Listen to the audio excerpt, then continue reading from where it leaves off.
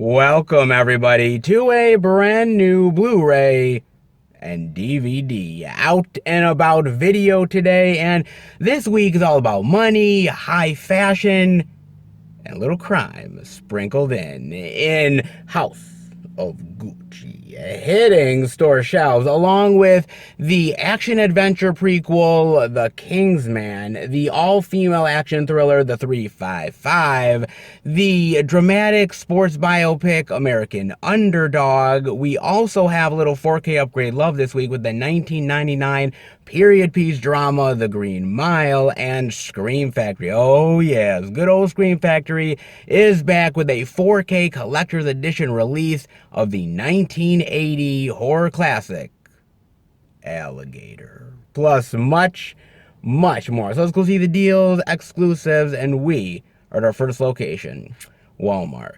So let's go in and see what they got. All right, everybody, we are in at Walmart, and can you believe it? Oh, it's time to believe it, isn't it? Because we have got week 6. 6 whole weeks of physical media goodness. We have it. 6 straight weeks of new release love.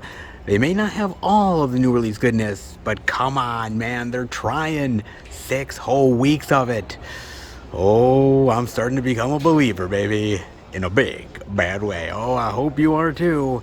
How about we dive into some physical media love with the first thing I'm seeing, and that is the DVD of The Kingsman for $19.96, the Blu-ray digital for $24.96, and the 4K Ultra HD Blu-ray digital only at Walmart exclusive for $32.96. Now, I think this is an exclusive in a couple of ways. There is a extra bonus disc that does have some extra features, which is really cool, but also I believe this is exclusive artwork on the 4K. I don't think that the regular 4K has this artwork to it. I mean, it's the same artwork as the Blu-ray and the DVD, but I don't think that the regular does supposed to have this artwork. So the fact that it has some different artwork on the 4K compared to the standard one and a bonus disc, that is pretty damn sweet, man. Not half bad for little Kingsman love. Oh, indeed. And so I got a chance to watch this on Amazon Prime, and I wanted to because I'm a fan of the Kingsman movies, and this happens to be the prequel to tell you the origins, the story of where it all began, how Kingsman started, and this tells you all the juicy details. Oh, indeed it does, man.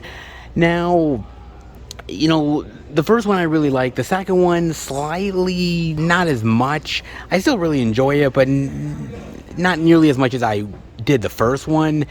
And so when they announced the prequel, I was a little bit kind of confused. I was like, I thought we were going to go towards the sequel route, but I figured maybe the filmmakers wanted to try to do something a little bit different, a little bit outside the box, something that you weren't exactly expecting, so they decided to go the prequel route.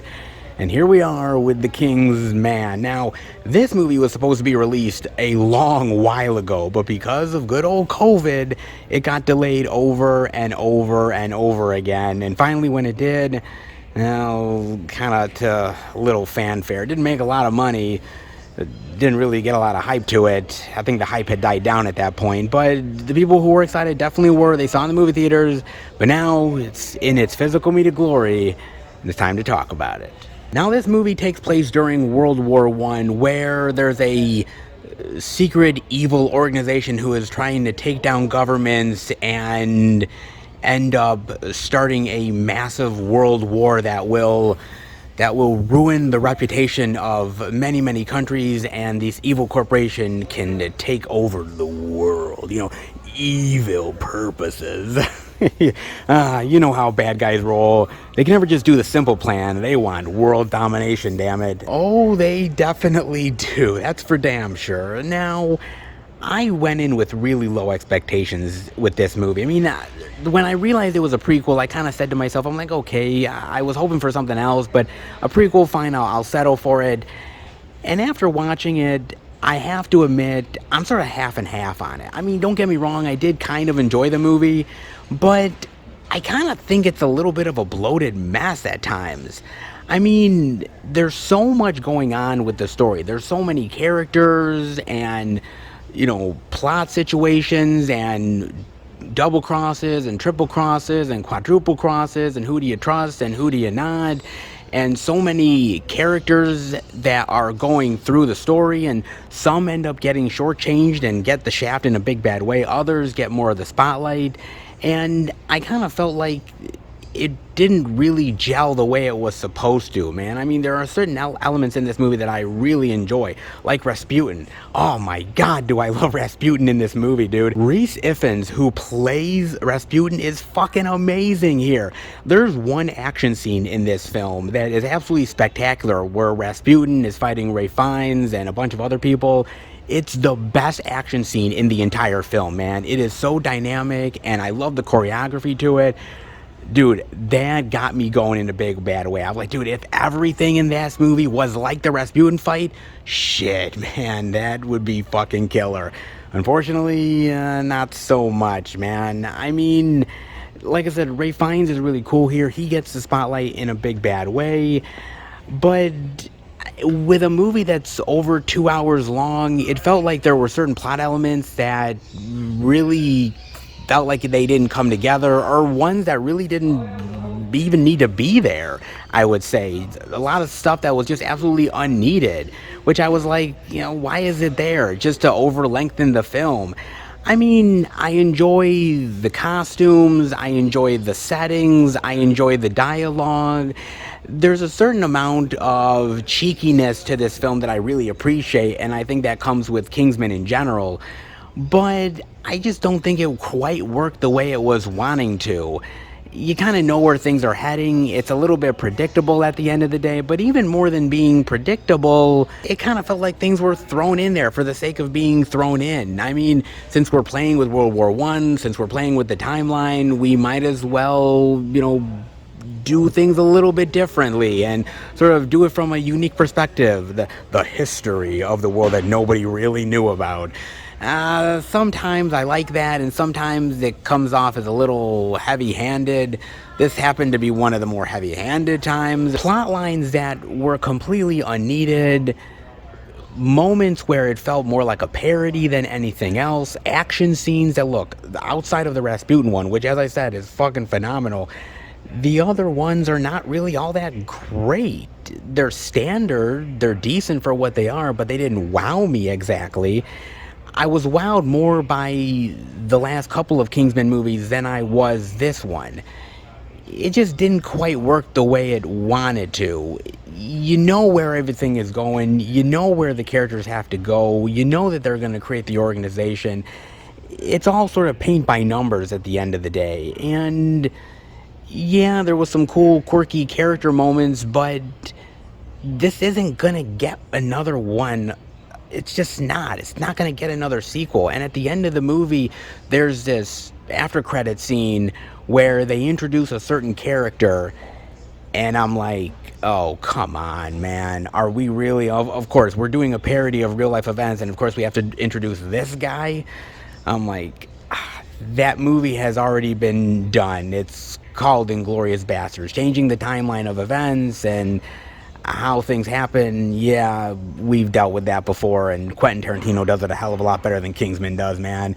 I mean, I appreciate Matthew Vaughn as a director. I appreciate the attempt to try to do something different than just a standard Kingsman sequel, but at the end of the day, I just thought it was average at best, and actually kind of unneeded. I would have rather had just seen a sequel than anything else, or even just have Rasputin as the main villain here, because Rasputin is so awesome and he's so dynamic, and Rhys Ifans is having so much fun playing the character that once you get to the main bad guy, and by the way, the main bad guy is completely shrouded in secret and veiled, and you don't know who it is until the very end, and even when that happens, you're kind of like, wait, what? It's kind of underwhelming. And you're like, this is the big bad? That doesn't really even make any fucking sense, man. I was like, what the fuck, dude? I mean, you got some great actors in here, some great snappy dialogue at times, but it's kind of all for naught with a movie that's just kind of average and predictable and something that you've seen every now and again. A shame, because a Kingsman prequel could be really cool, but I just didn't think they handled it the exact right way. You have the elements for a good movie, you have all of the parts for a great recipe, but I think the cooks didn't quite make it the way that they were wanting to. It's what it is. It's got moments, but is it worthy of the Kingsman name? In my opinion, I've seen better. From the studio that brought you Jason Bourne comes the most mundane action movie of all time. Oh shit.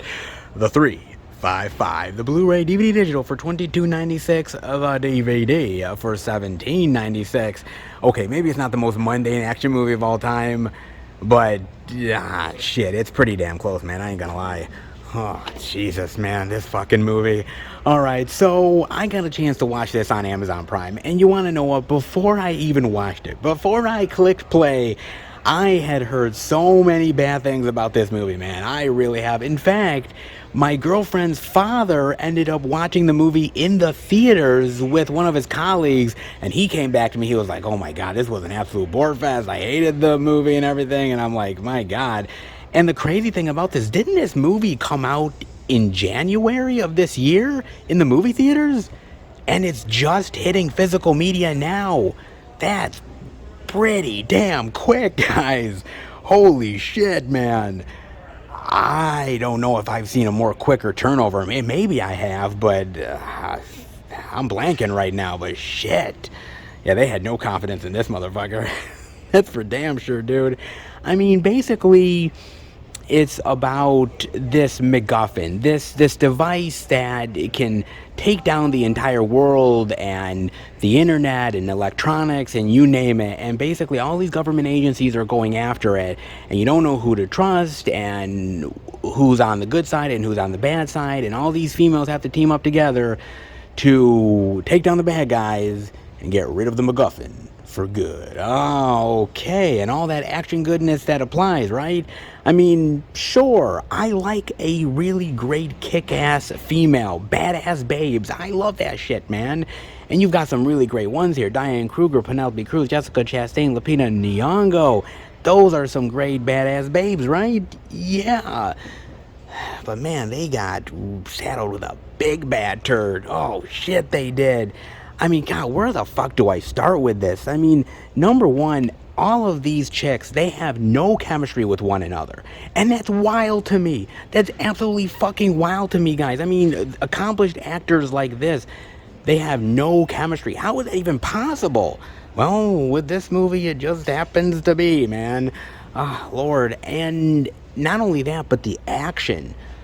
Good Lord, man. I mean, well, whenever you could see the action, I would say, because the action is so jumbled and edited, so choppy and sloppy, and such quick cuts and shaky cam, just like this. So, like shaky cam up the ass, man, that sometimes I was like, what's happening exactly? Wait a minute, wasn't she in one location and in the next? Wait a minute, wasn't he on the ground and now he's... what? It felt like the person editing this had a fucking seizure, dude. Or, better yet, like, one of the editors, like, their kid came into the editing room and, like, cut everything up. Like, hey, look, mommy, look what I did. And you're like, and he's like, oh my God, how are we gonna fix this shit? Cut and paste? Maybe they won't notice?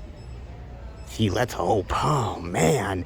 You couldn't see what the fuck was going on, man. It was really fucking bad, dude.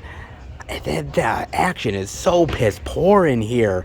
And even the complicated plot. I mean, you have this MacGuffin that can do every goddamn thing in the entire world. But it's like, okay, well, this female is working for this agency, and this female is working for this other agency, and then they're double crossing with this other agency, and this chick is actually not working for this agency, she's working for the other agency. And oh, that guy that you thought you could trust, yeah, he was working for this agency, the CIA, and then he double crossed to another agency, and then he went to a guy that wanted the MacGuffin and sell it to the highest bidder, and you're like, Oh, you're like, good fucking lord, man. The fuck do you keep up with this shit, man? I'm having a fucking seizure just thinking about this goddamn thing. Good lord, man. And then, even worse, is the film is just way over 2 hours long, and it didn't even need to be that, man. I mean, movies like this should be maybe an hour 40, hour 45, something like that. Quick, easy to digest, badass, you're in, you're out, and you're golden. And this movie just felt so over bloated and so overcomplicated. And talk about how many fucking endings this movie has, dude. There were times where I was like, oh, okay, it's gonna end. This is the natural ending. Oh, it's still going? Oh, okay. And, 15 minutes later, oh, okay, this is the end. Oh, no, it's still going? Oh, shit, okay. And they were going so many times, and I was like, at a certain point, I was like, I don't want to say this is the ending because, man, they're going to fuck me over again, dude. I mean, seriously, there are so many endings to this film. I felt like I was watching another version of fucking Return of the King, dude. Shit, I think this has more endings than that motherfucker. God damn, dude. Jesus Christ, this thing is really rough watch. It's just a bore, and it's overcomplicated, and it's way too long, and there's no chemistry with anybody here, and how is this possible? With these actors, you would think that you would get an amazing kick-ass film, bunch of thrill rides, and great amazing sequences, and it's anything but. This is an absolute action turd burger. Fuck, man, that's crazy to think that, dude. I mean, with the talent on display here, this is a damn shame. And I'm serious. This is a major, major fucking shame, dude. And it's great to see all these actresses coming together for this movie. I appreciate it, don't get me wrong, but I just wish it was a better fucking movie. And it's not. And God, that really pisses me off, man. It really does, dude. When you get all these people together, you either make a good fucking movie or you don't make it at all. It's movies like this that really make me hate modern action movies. There are some amazing modern action movies out there, man. The John Wick franchise proves it. And then there's movies like this that feel like too little, too late, and just not enough of what you want. Badass Babes, absolutely. But Limp Dick movie? Oh, damn right. Money, corruption, and the house of Gucci. The Blu-ray DVD digital for $22.96. The DVD for $17.96. Yes. Inspired by the true story. Unbelievable true story, dare I say, man. I watched this on Amazon Prime, okay? And to be fair, I know nothing about Gucci, alright? I've never bought a goddamn thing Gucci in my entire life, man. But I know people who have. And they're like, look what I bought, Gucci. I paid $500 for it. I said, what? $500 for this? Damn, man, you could have just got it at Walmart. What the fuck? And they was like, well, no, but it's got the Gucci label on it. And that means what exactly? I mean, why? I don't know, dude. I didn't know like Gucci was this fucking popular, but then again, I don't really run in the same circles as everybody else that's buying the fucking shit, so how the fuck do I know? But I wanted to give it a chance because these actors, man. I mean, come on. Lady Gaga, Adam Driver, Jared Leto, Jeremy Irons, Al motherfucking Pacino. It's got a great fucking cast to it. So I'm like, the cast is amazing, directed by Ridley Scott. So I'm like, okay, it's got a lot going for it. Even if I'm not knowing what the hell Gucci is or, who the hell's behind the whole damn thing, I'm still willing to go with it. Why the hell not, man?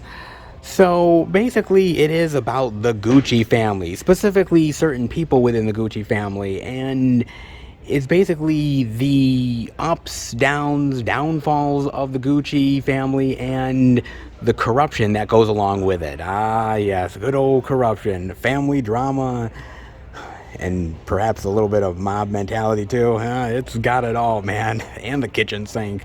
Oh, Lord. I gotta admit, I actually did kind of like the movie. I didn't love the movie altogether. I had some problems with it, but I do have to admit it is fascinating shit. I mean, for a company that was all about fashion, man, they are some corrupt motherfuckers. I mean, seriously, dude. I mean, my God, man, they give mob families a run for their money at times. Son of a bitch. I mean, they really honestly do. And certain people in the family are more corrupt than others, more conniving, and it's just sort of the machinations of a family that's gone so corrupt and evil that they no longer really know what family truly is, and they reshape it in their own sinister and manipulative ways. Yeah, they kinda do, not gonna lie, man. I mean, I do appreciate the acting here. I think everybody is doing a pretty good job. But here's the thing about it. Everybody is really kind of playing it larger than life, right? I mean, they're not playing it like this serious drama. At times they kind of are, but they're playing it really bigger than life entities that the Gucci family probably was.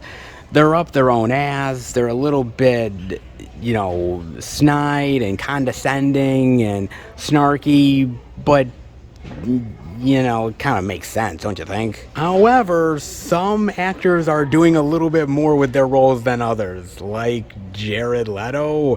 Yeah, that's Jared Leto, folks. He's under a hell of a lot of prosthetics and makeup, and his acting, oh my God. I think he really needs to win a Turkey Award. Because holy shit, man, he is going so ridiculous, over the top with it, melodramatic like a motherfucker, man. I mean, he has some crazy dialogue, but he's just overdoing it in the most cheesiest way possible. I need to fly like a pigeon. How can I think about my plans when my father is dropping the soap? I mean, Jesus Christ, man. He's basically has one line where he's talking to Al Pacino, I think, and he's saying something like, I was alone with dark chocolate gelato and my thoughts, and it wasn't a good thing. And I was like, oh my God.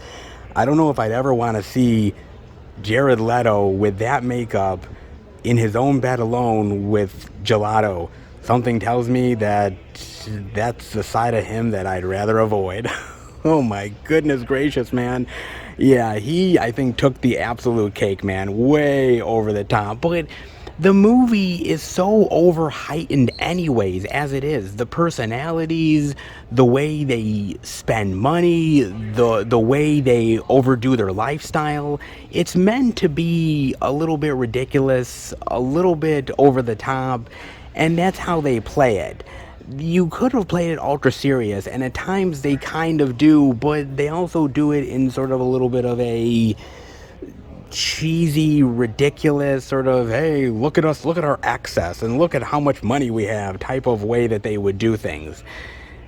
Casino this ain't, folks, okay?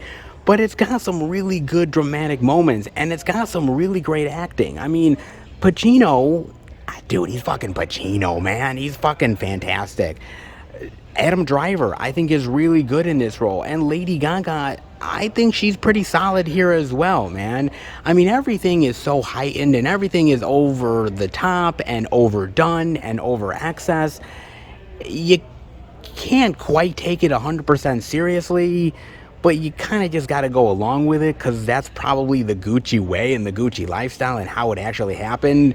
Crazy, but these people probably were that fucking ridiculous in real life, so why not make a movie like that too, I suppose? Maybe.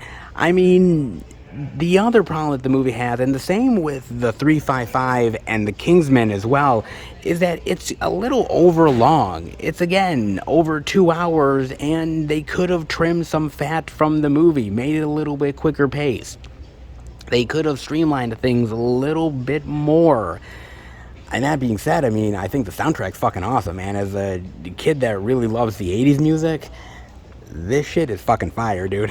I love that shit. It is really amazing, dude.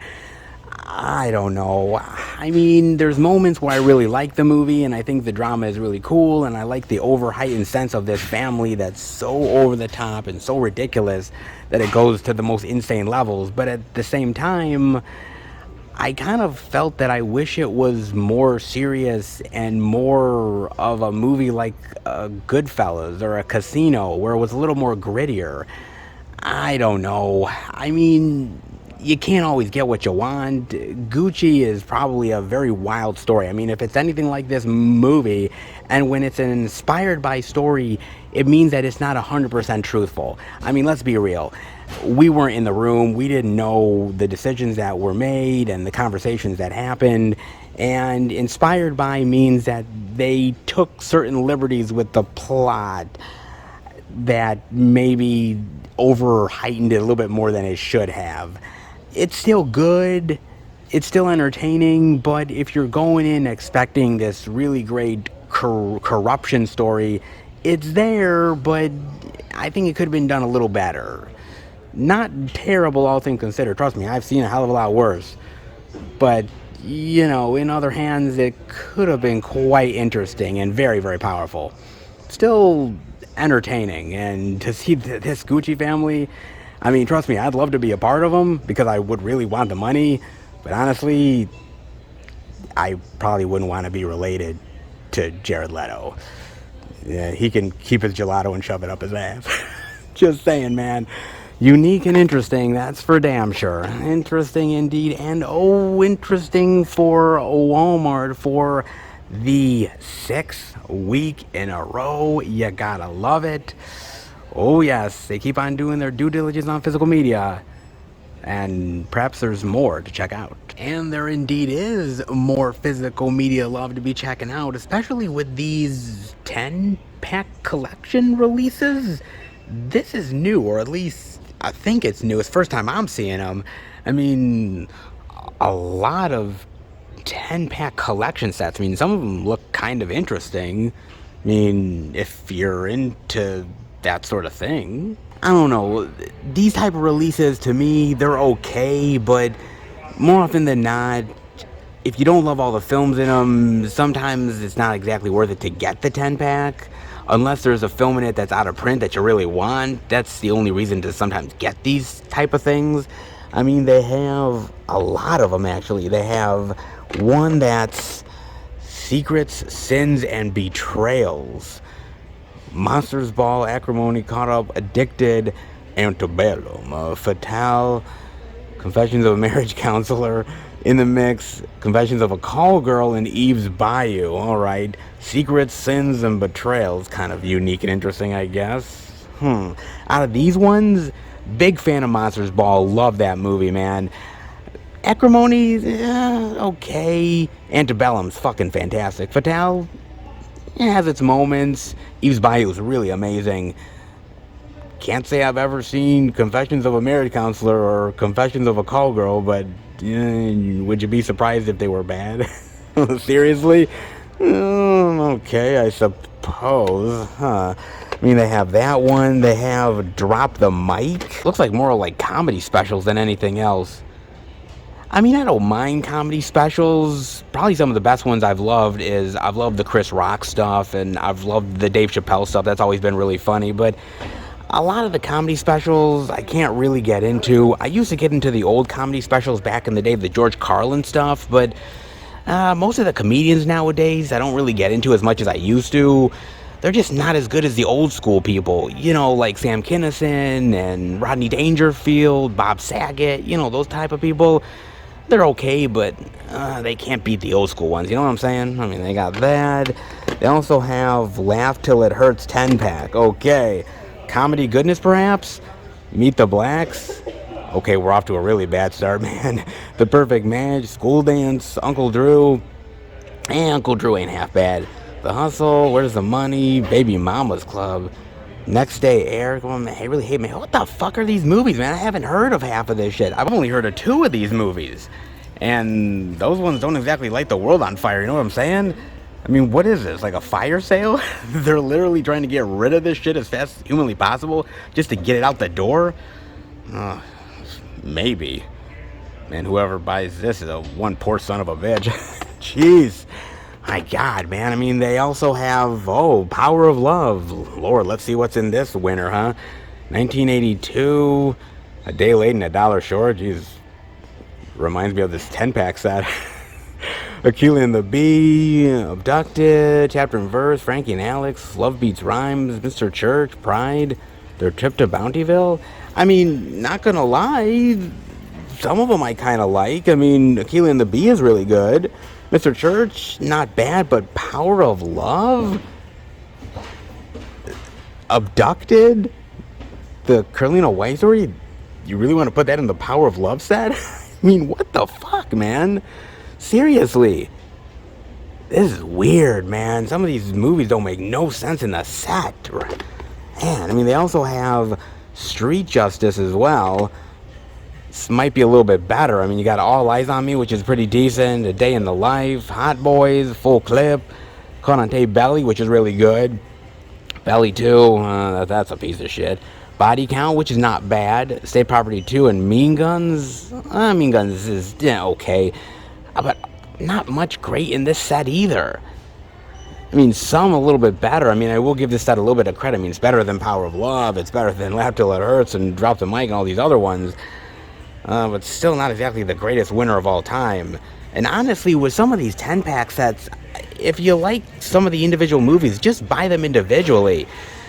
Honestly, just having this movie in a 10-pack set when you could get it separately and don't have to deal with the rest of the bullshit, wouldn't that be better? I don't know, man. Some of these 10-pack sets just baffle the shit out of me, man.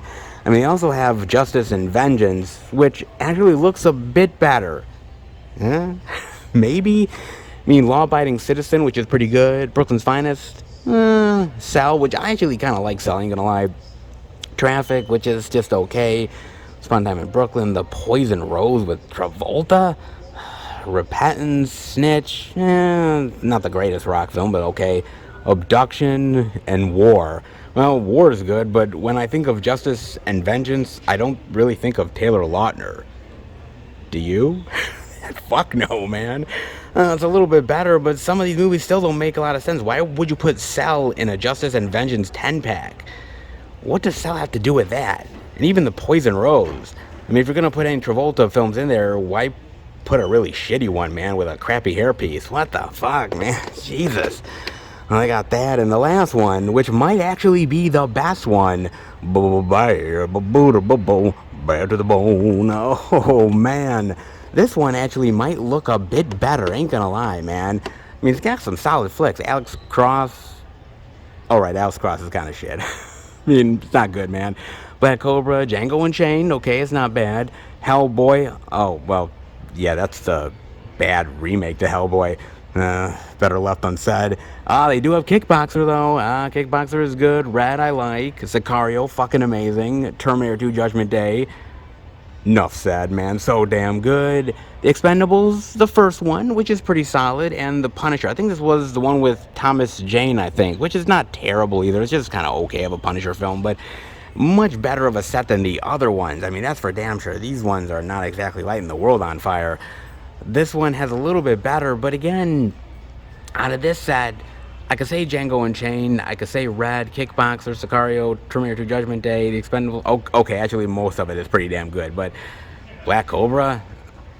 What the fuck is that? Alex Cross? Seriously, you ain't no Morgan Freeman, bitch. And Hellboy, man, if it ain't Ron Perlman, I ain't interested. I don't know. I mean, a good set, much better than the other ones, but again, these 10-pack sets, as I said, they just kind of baffle me. They really make no sense whatsoever. I mean, they're interesting, don't get me wrong, and sometimes it's interesting. Old school 10-pack sets or collection sets in general, some of them actually back in the day have old school titles that have never been released on physical media ever, other than the actual set itself. So some of those are still actually worth it, but these ones, I don't think anyone's actually going to be clamoring to buy this shit. I mean, a lot of this stuff is already on physical media in better editions.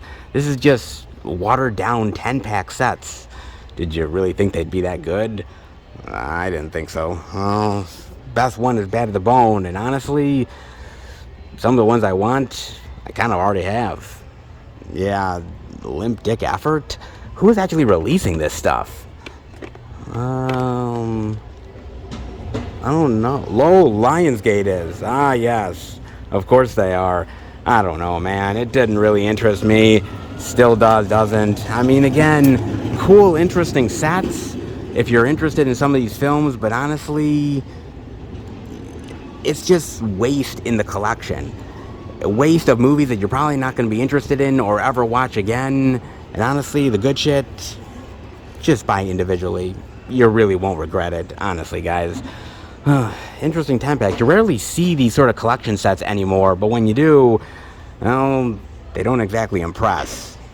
Better luck next time whenever we get to see another collection set, which is kind of rare these days, but, well, Lionsgate sure wants to give you all the collection love they can with movies that are bottom of the barrel. It's a shame. Seriously, we're putting Terminator 2 Judgment Day in a collection set with Alex Cross. That should be a fucking sin, man. Oh, it really honestly should. A sin in a big, big, bad way. And a little bit more Easter love. Yes, they finally fully stocked all the Easter goodness. A little bit we saw last week, more we're seeing this week. I mean, they have Hop and the Lorax. They have the 2-movie collection of Prince of Egypt and Joseph. Prince of Egypt is the much better film in this set, let's be honest, man. They have VeggieTales, B-Movie, and Over the Hedge, which actually are 2 pretty good animated movies. I definitely do dig those. They have the 2-movie collection of Boss Baby and Boss Baby Family Business, which, by the way, those are 2 really great animated movies. I was shocked about how good those movies actually ended up turning out. Pretty damn good. Definitely like those flicks. Those flicks are pretty cool. You have Land Before Time and We're Back. I mean, both are good, but Land Before Time is really amazing. That was one that I definitely grew up with loving. Of course, they have Jumanji: The Next Level, which is an Easter movie? Really? Okay, I guess anything to justify Easter, even a Jumanji flick. Sure, why the hell not? And they have that, some Jetsons love, Scooby-Doo, oh, Barbie. Yeah, because those animated movies definitely get a lot of mileage, right? Right. I mean, they have that. They also have the 4 film favorites of Free Willy, which, man, it shocks me every time, the fact that Free Willy had 4 movies. I think I only saw the first 2. I saw the first Free Willy, which is classic. The second Free Willy, which ain't half bad, but I don't think I've ever seen Free Willy 3 or Free Willy 4. After the second one, I think I was all done with Freeing Willy. You know what I mean? I didn't really need more of it. Sorry? Are they even that good? You guys gotta let me know, man. I mean, they have that. They also have the 2 film collection of Willy Wonka and the Chocolate Factory and Charlie and the Chocolate Factory. Oh, man. And when you put both of these side by side, you really see the glaring problem of how good the first movie is and how really fucking terrible the remake is. My God. I mean, the first one is fucking amazing. I mean, yes, Gene Wilder sometimes comes off as creepy, but at least he doesn't come off as a desperate pederast. And, you know, you at least gotta give him credit for that, right? Oh, Johnny. This is not one of your best efforts. Neither is it for you, Tim Burton. Oof, that's pretty damn bad, man. And when you compare them side by side, it's even worse. Oh, it really is, man. I know they're doing a prequel for Willy Wonka's origin, but why? What's the fucking point, man? The first one is so good that anything afterwards is really just a pale comparison. That is for damn sure, man. Yikes. Yikes indeed. I mean, they still have all of the faith-based goodness. They have Teen Titans Go and Friends collection, which I know a lot of people really love that as well. And all the other usual suspects, too. Interesting indeed. Not half bad for all the Easter goodness and Easter slipcover love as well. New slipcovers, you definitely got to appreciate it. And oh, I absolutely do. Oh, definitely. Damn right I do, man. And I appreciate all the physical media love that Walmart is supplying, baby. Oh, they definitely were doing their due diligence on all that physical media goodness. And I always am appreciative in a big bad way. Not bad after all. Let's head out. So here's the deal, guys. I ended up calling the president of Walmart. True story. I called him and I said, look, if you are not going to show off the physical media love, then there will be hell to pay. And I said, look, my fans are going to rip your ass apart. And so he said, oh my God, I'll do it. Anything for you, anything for the Film Fan Nation. and they started showing off the physical media love. I can't say that I'm responsible, but I played a part. Yeah, right. Oh man, yeah, like they'd listen to me anytime soon, but that doesn't mean that I'm not appreciative of all that physical media goodness. I mean, 6 weeks in a row. That's kind of a record, ain't gonna lie, man. Especially where we came from last year, where we were happy to get maybe 1 week that actually showed the new release goodness on that actual fucking week. Yeah, this is a vast improvement in a big bad way. Absolutely is, and I'll definitely take it. I mean, 10-pack collection sets, more Easter goodness, exclusive love, and most of the new release goodness. Oh yeah, they definitely were doing their due diligence in a big bad way. They absolutely were, and I loved every second of it. Of course I do. Any physical media is good physical media, and when Walmart supplies the love like they did this week, oh, I'm definitely digging it. Hope you are too. But that isn't all. We've definitely got more. So how about we go to the next location and check it all out? All right, everybody. We are at our second location, Target. But before I go in, I want to talk to you guys about something. So, I haven't talked about this in a little while, but when one form of entertainment gets censored, another is soon to follow. Martha is Dead to be censored for PlayStation release. Censorship is nothing new for horror fans, including video games. Unfortunately, it's reared its head again with LKA's upcoming Martha is Dead, as Sony has requested that the game be censored for its release on the PlayStation.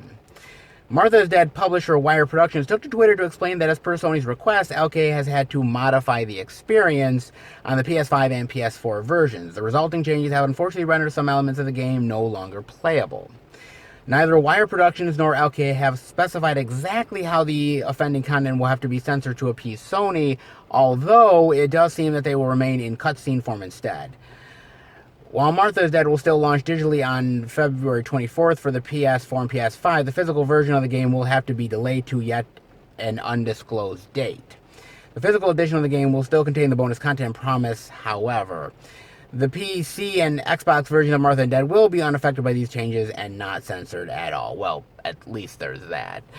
Okay, look, I am not a gamer. Well, I used to be a gamer a long time ago, man. Not so much anymore, but here's the deal, right? And we've dealt with this censorship here with movies for a long time, man. I've talked to you guys about digital platforms that are censoring certain episodes or certain scenes, altering images, you name it, and now video games are doing the same thing. Now, when I did grow up with video games way back in the day, we had Street Fighter, we had Mortal Kombat, we had some really violent shit, man. And none of that was ever censored. I mean, I played it and I ended up fine. Right? I'm normal. I swear, guys, I am normal.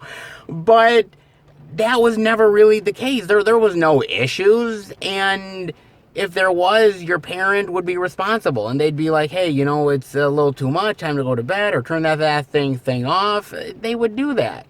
But nowadays, it's gotten a little overboard. And I don't think that these companies should say, hey, if it's right to censor this thing or not. It should be the parent's responsibility.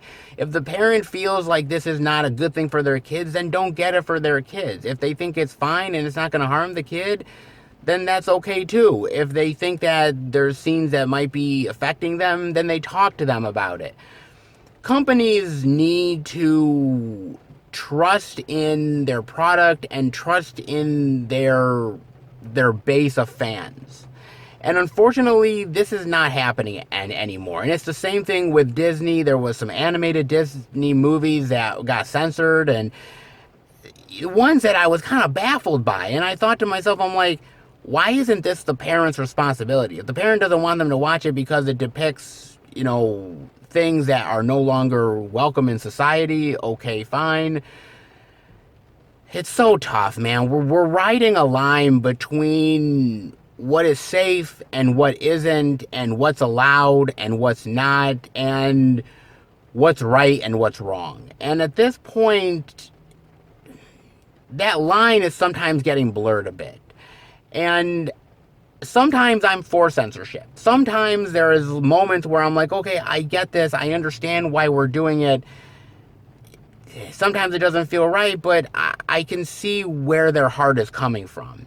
But then there's moments like this where I'm like, I don't know what the content is that they're trying to do. I don't know what they're trying to get rid of, but I mean, I played some really hardcore shit back in my day, man. I never got affected by it in any way. I saw a lot of hardcore horror films that I was never affected by. I thought they were pretty fucking cool, but I was never affected by it. I didn't go out killing people or doing nasty things because of it. Maybe some people do, and maybe that's why. This is a tough argument because if they don't do something, then there's a certain group that says, well, you didn't do enough and we're going to protest your product and you're going to lose revenue. If they do it, then there's a certain amount of people that are going to say, well, you're over dramatizing it and you're doing too much and we're not going to buy your product anymore. And there's so tough of a dilemma to try to please everybody that you can't really do it, man. On one hand, I get it. On the other hand, I don't. And I think these companies are on the line to try to do something. But how far is too far? That's really the question. And I just don't know how far we're going to go with this. I mean, we're literally doing playable stuff that we're cutting just because it may offend somebody. I don't know anymore, man. I really honestly don't. I don't know what's next. I mean, TV episodes are getting cut, scenes are getting altered, Disney is cutting animated films, and now we're getting video games, horror video games at that are too, hardcore to handle, apparently. I don't know, man. I don't know where it's all heading, but stay tuned. Let me know what you guys think about that. Either way, there really is no winning here, but there's got to be a best of both worlds scenario. But until we figure that out, somebody's bound to get pissed. Just saying, man. Let me know what you think about all that. In the meantime, there is a lot of physical media love out there. How about we go in? Check it out. All right, everybody. We are in at Target, and I always know they carry the physical media love all the time. It's Target. It's pretty much money in the bank, baby.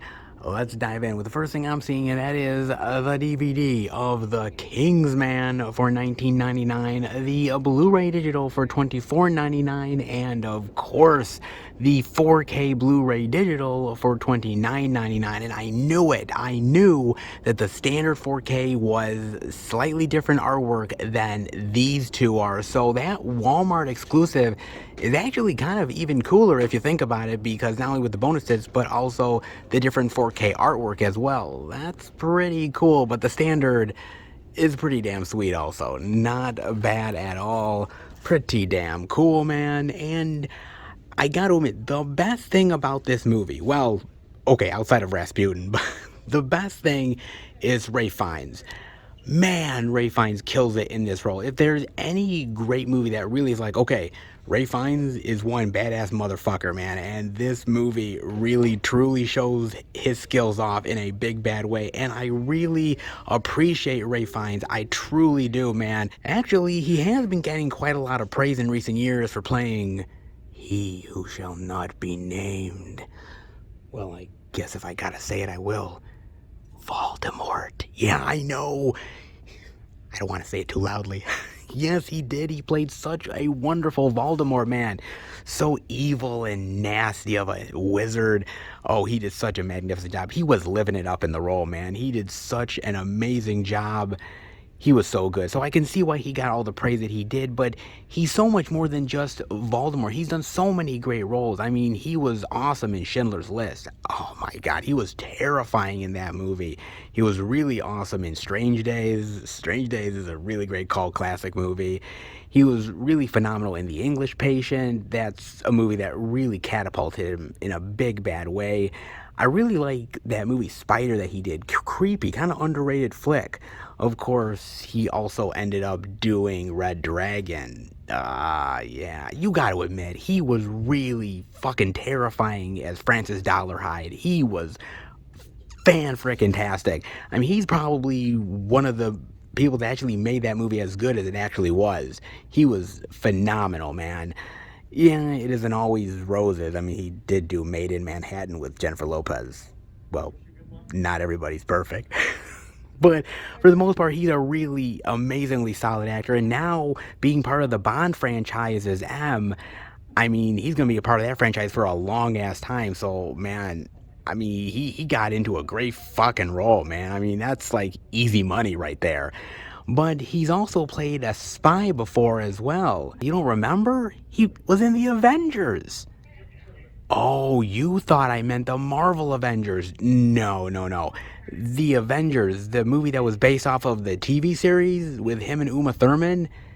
Yes, I believe he played John Steed, if I'm not mistaken. I believe that's from like 98, 99, somewhere like that. I mean, it's not a great film, to be honest with you. I mean, when your bad guy is Sean Connery wearing a kilt the entire movie, it doesn't exactly inspire terrifying villainy. Not really. It's a fun and entertaining movie for what it is, man. It was just trying to be this big budget movie version of the TV show. Not exactly 100% succeeding. It's been a long time since I've watched that movie, so I kind of want to go back and check it out now. Kind of itching to do that at some point. But Ray Fiennes, man, I mean, yes, he'll probably always be known for playing Voldemort. It's just that much of a popular role. But what you'll find with a lot of actors is that once you dive into, you know, their popular stuff, then you start to dive into some of their other stuff. And when you do, you'll find some really amazing work that they've done, which is so much more than what the popular stuff is. And Ray Fiennes is one of those great versatile actors, which is so much more than just the popular roles. He can play terrifying, he can play dramatic, he can do love stories, even with Jennifer Lopez. The man, well, he definitely has some range, and he uses it in a big bad way. And how silly of me, guys. I forgot to show off the only at Target exclusive, the 4K Blu-ray digital for $37.99, which has the same artwork pretty much as the 4K, except slightly different colors. It still works. It comes with a limited edition gallery booklet. Oh, that's nice. Look at that. That's pretty cool. Not bad. You know how Target likes their gallery booklets, man. They definitely do. Very interesting indeed. For all you Kingsman fans out there, they've definitely been doing some exclusives. This one looks not half bad. Very interesting. God, I was so into talking about Ray Fiennes that I totally forgot about the exclusive love. Sometimes Ray Fiennes will do that to you. Indeed, he will. Pretty interesting indeed. Not bad. But speaking of not bad, we've got the Blu-ray DVD digital of American Underdog for $22.99, the DVD for $19.99. Oh, and we're finally seeing a little football movie goodness, aren't we? Oh, very nice. Now, I got a chance to watch this on Amazon Prime, and I knew somewhat of the story, maybe a little bit. I mean, I knew who Kurt Warner was. I mean, I'm not a football lover by any means, but I'm not exactly a novice either. Like, I do know some stuff. I'm not a complete nerd, folks. I mean, I do know my shit from time to time. If I gotta talk about football with some of the people at work, I better know something. That's what SportsCenter is for, folks. Indeed there is. So I knew who Kurt Warner was. I knew that he won a Super Bowl. I didn't know the full story, but I knew some of the moments in his life, so to speak. But making a movie out of it, I don't know, man. Like, I thought about it and I thought, like, why Kurt Warner? Of all people. I mean, there's so many movies that could be made about so many football stars out there. Why him exactly? What makes him the one that's going to actually be the one that's featured for a movie? But once you see the life, it's kind of interesting, because basically this guy from a little kid always wanted to be the quarterback. He dreamed about making the touchdown and going to the Super Bowl. And basically it's the trials and tribulations, the hardships and the heartbreak and the accomplishments that he got along the way, and the relationships that he formed that really informed who he was and who he was going to become. It's a very fascinating story, and I could see why it would make for a great dramatic biopic, because his life was always complicated. He was always struggling. He was always being passed over by other people, or he wasn't good enough, or he was being compared to this person or that person, and he wouldn't do this instead of doing that. And he was never the guy that people thought was going to be the superstar. And he had to fight and claw every single inch of his life to get where he actually was. And I thought that was actually really fascinating. And I enjoyed the characters, I enjoyed the story, and you really feel for him, you feel for his dilemma, you feel for all the stuff that he's going through, but yet still trying to achieve his dreams at the same time. Really well done, actually. The movie's not bad. The problem is, you've seen it all before. It's all been done in one form or another. This movie doesn't reinvent the wheel. In fact, in some ways, it maintains the wheel. I mean, seriously, there's been a lot of dramatic football movies, very inspiring, that have done the exact same things that this movie has done. So, basically, you kind of see everything coming. Even if you don't know the story, you know that he's going to have struggles. You know that he's not going to make the team. You know that eventually he makes the team, but then eventually he gets cut. He works this mundane job. He ends up getting out of the sticks and actually getting a second chance. And from the second chance, he rises and he shines again. Yes, we've seen it many, many times before. And so in that way, it's just kind of average. It doesn't break away from the mold. But then again, the mold is so good that would you really want to break away from it? It's still a really fantastic movie with really great performances. Dennis Quaid is great here. Anna Paquin is pretty good as well, minus the really bad wig that she's wearing. Ooh, man. Usually I can't tell that shit, but yeah, it looked pretty bad. It looked like a rat on her head. Oh man, it is the truth. It didn't look hot, man. But once she got the wig off, boy, she started to shine in a big bad way, man. It only took her half the fucking movie, but hey, sure, why the hell not? But I gotta say, Zachary Levi is really the reason to watch this. He really comes across as charming and likable, and you get to feel for him. And I've always really liked Zachary Levi in one way or another. I mean, watching the TV show Chuck, he was absolutely great in that. Really enjoyed him in Shazam. And so you've seen different sides of him as an actor. He's not exactly the most high-profile actor of all time. It's not like he's getting the most work out of anybody. He doesn't even really exude a lot of leading man quality from time to time, but it's movies like this that really make him shine, and you really see the potential that he has as an actor. And this is one of those films, man. I mean, I thought the football was decent. It's not great, but I think the drama and the trials and tribulations that this character goes through is really what makes the movie what it is. The football is part of it, but it's more of an afterthought, if anything else. It's more of his life and the struggles that he went through, and I definitely appreciate that. Like I said, it's not the most perfect movie. It has some flaws to it. It's a little bit more melodramatic just for melodramatic's sake to sort of pump it up. But that being said, it is pretty good. And the acting is decent. And overall, as biopics goes, it's not half bad. If you need some badass babes to accomplish a task, yeah, call somebody else, man. Seriously, the Blu-ray DVD digital of $355 for $24.99, the DVD for $19.99. Now, $24.99 is very standard when it comes to Blu-rays. Kingsman, of course. But honestly, when it comes to this movie, that's just too fucking high. Oh, yeah, damn right it is, man. And I gotta talk about Simon Kinberg. Oh, you don't know who Simon Kinberg is? Oh, well, he's the one that you can blame for this movie. Because not only did he write it, but he directed the goddamn thing. Oh, yeah. We're definitely blaming his ass. Oh, man. And Simon Kinberg is somebody that people have really praised over the years.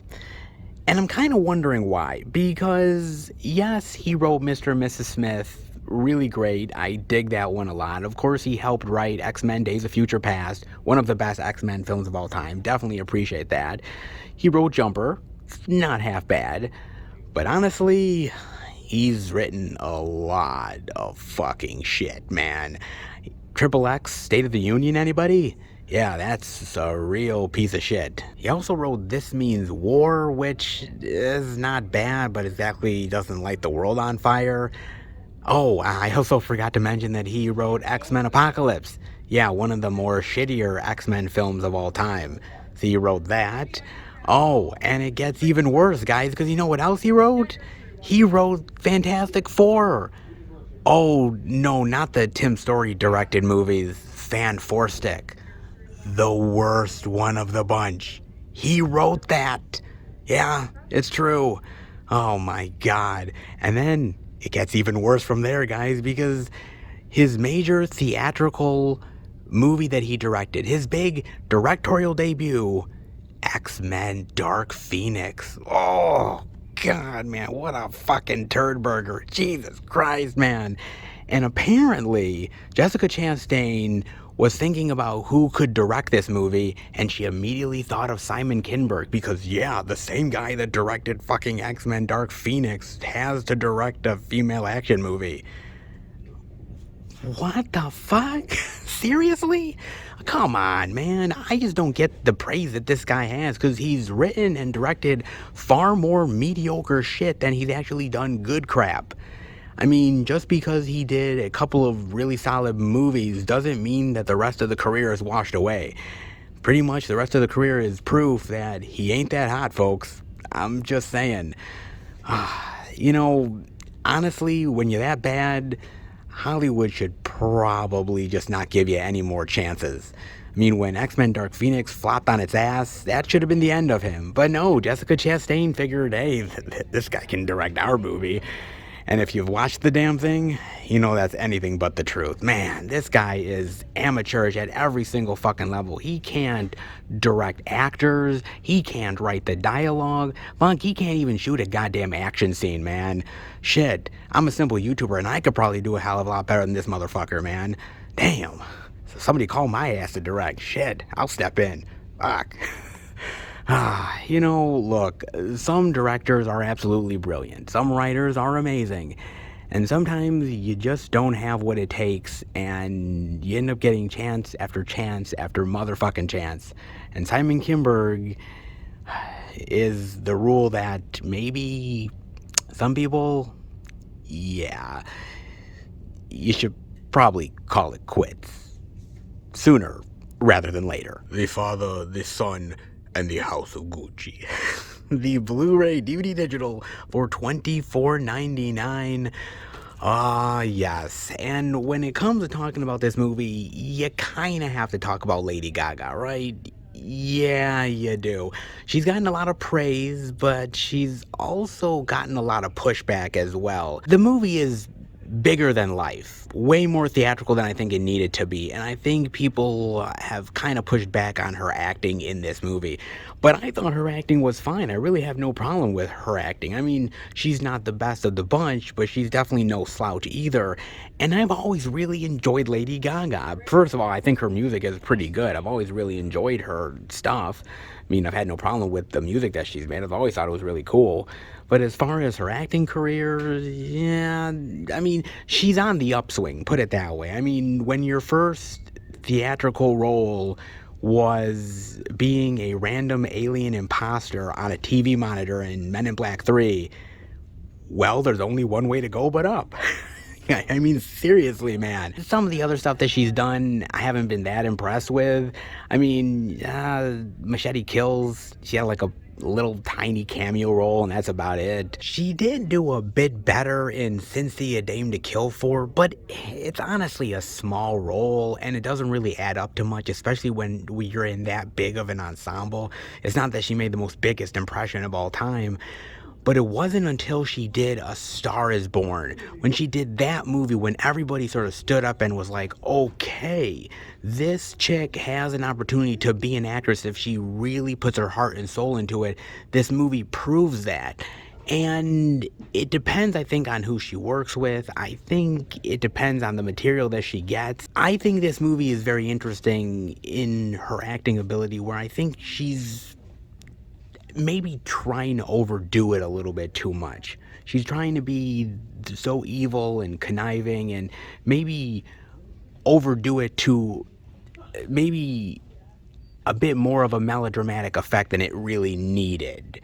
I think she is still really great in the movie. I still think she gives a solid performance, but then again, everybody's going a little bit over melodramatic. I mean, hey, she might be a little bit overboard, but she ain't Jared Leto. Okay, let's put it that way, man. I think she has a lot of potential as an actress. I heard rumors that she might be starring in Cleopatra.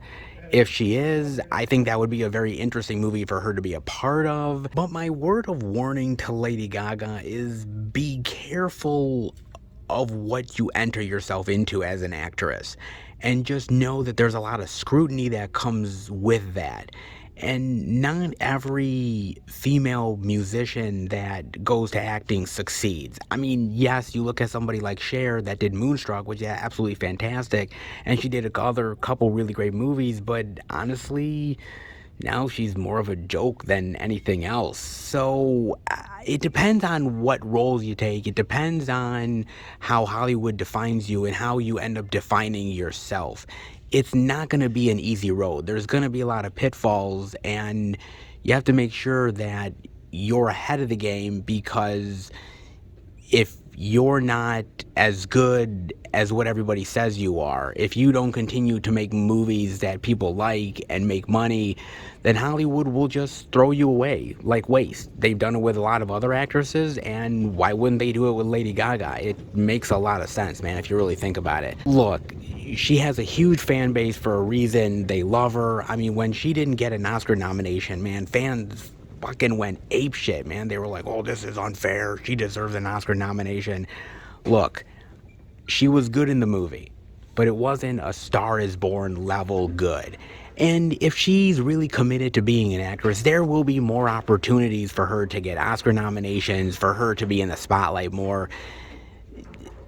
Patience, okay? Patience makes perfect. I know we live in a society now where patience is not exactly a thing that people actually have anymore, but give it time. She is good, she has a lot of potential, and if she's smart, she can definitely go far. I'm very curious to see where she goes in her career. If House of Gucci is any indication, she does have the acting chops, but she's got to learn to tone it down just a wee bit. But then again, if she tones it down, yeah, so does Jared Leto. Seriously, man. Some interesting physical media love this week, all of the new release goodness, and I definitely appreciate that. Not bad at all for Target, as we're always used to. Let's head out.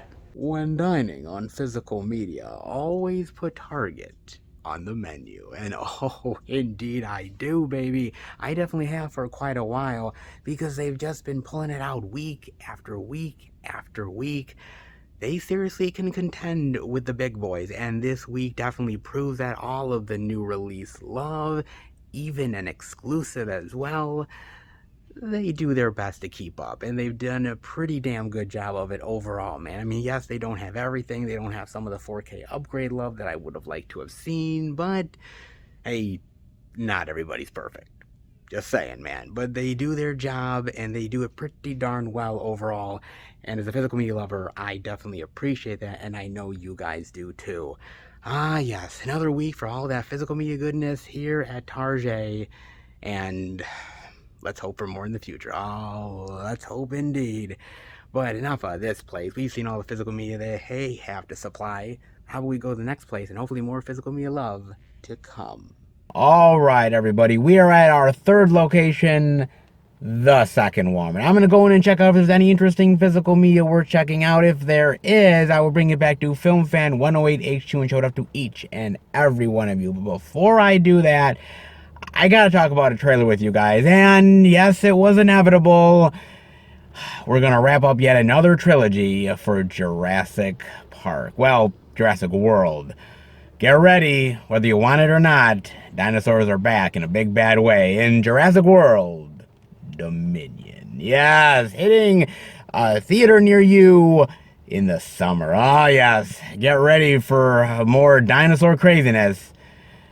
because it's going to be hitting your face very, very damn soon, man. And look, I'm going to be real. Look, I have a love-hate relationship with the Jurassic franchise, okay? I really honestly do. I have a lot of issues with it, man. First off, I gotta say how much I really love that first Jurassic Park movie. That movie is absolutely fucking classic, will remain a classic forever, okay? No denying that, okay? The second film, I actually have a soft spot for the second film. I do. It's not up to par of the first film, and yes, there's some problems with it, but God, I love me some Jeff Goldblum. I really do, man. And I think the action is pretty good in there, and I think it's a pretty good story overall. I do dig it, actually. It's a good continuation of the franchise. I thought so. Jurassic Park 3, yes, it's much lesser of a film, but I do appreciate them bringing back some of the gang for that. I like them focusing on unique, different dinosaurs that we haven't really dealt with before, like the pterodactyls, which I thought was really cool. And then you get into the Jurassic World movies. And this is where the hate comes in. I remember when Jurassic World came out and everybody was like, oh, this movie's amazing, it's awesome. And I sat there saying to myself, what are you talking about? This movie is aping off of Jurassic Park. Everything about Jurassic Park. Except it's called Jurassic World instead of Jurassic Park. Literally, it's just an updated version of that movie. With lesser characters. And lesser dinosaurs and lesser story. And you're just eating this shit up for breakfast. I didn't get the love for it. I still don't to this day get why people love that movie so much. I mean, I understand it had been a while since Jurassic Park films came out and there was a big hoopla about it, but if you really look at that film, it's just really aping off of the first Jurassic Park film and not doing it nearly as good as that first flick. So that's just me, man. I know a lot of people differ from my own opinion on that, but if you really take the blinders off, you can easily see it. Now, there was that, right? Okay, fair enough. Then they had the other movie, Fallen Kingdom, and I think we can all agree that that is one of the lesser Jurassic Park movies in general. It's just a really piss poor film. I just thought that the story, I thought the characters, the action, it just really didn't ring for me as a really great dinosaur experience. And I thought it was very convoluted and I just didn't really care for it all that much. But at the end of that film, there's a promise of something quite interesting. That the dinosaurs have been let loose, so to speak. And now they are in the actual world itself and they've escaped and they are running loose.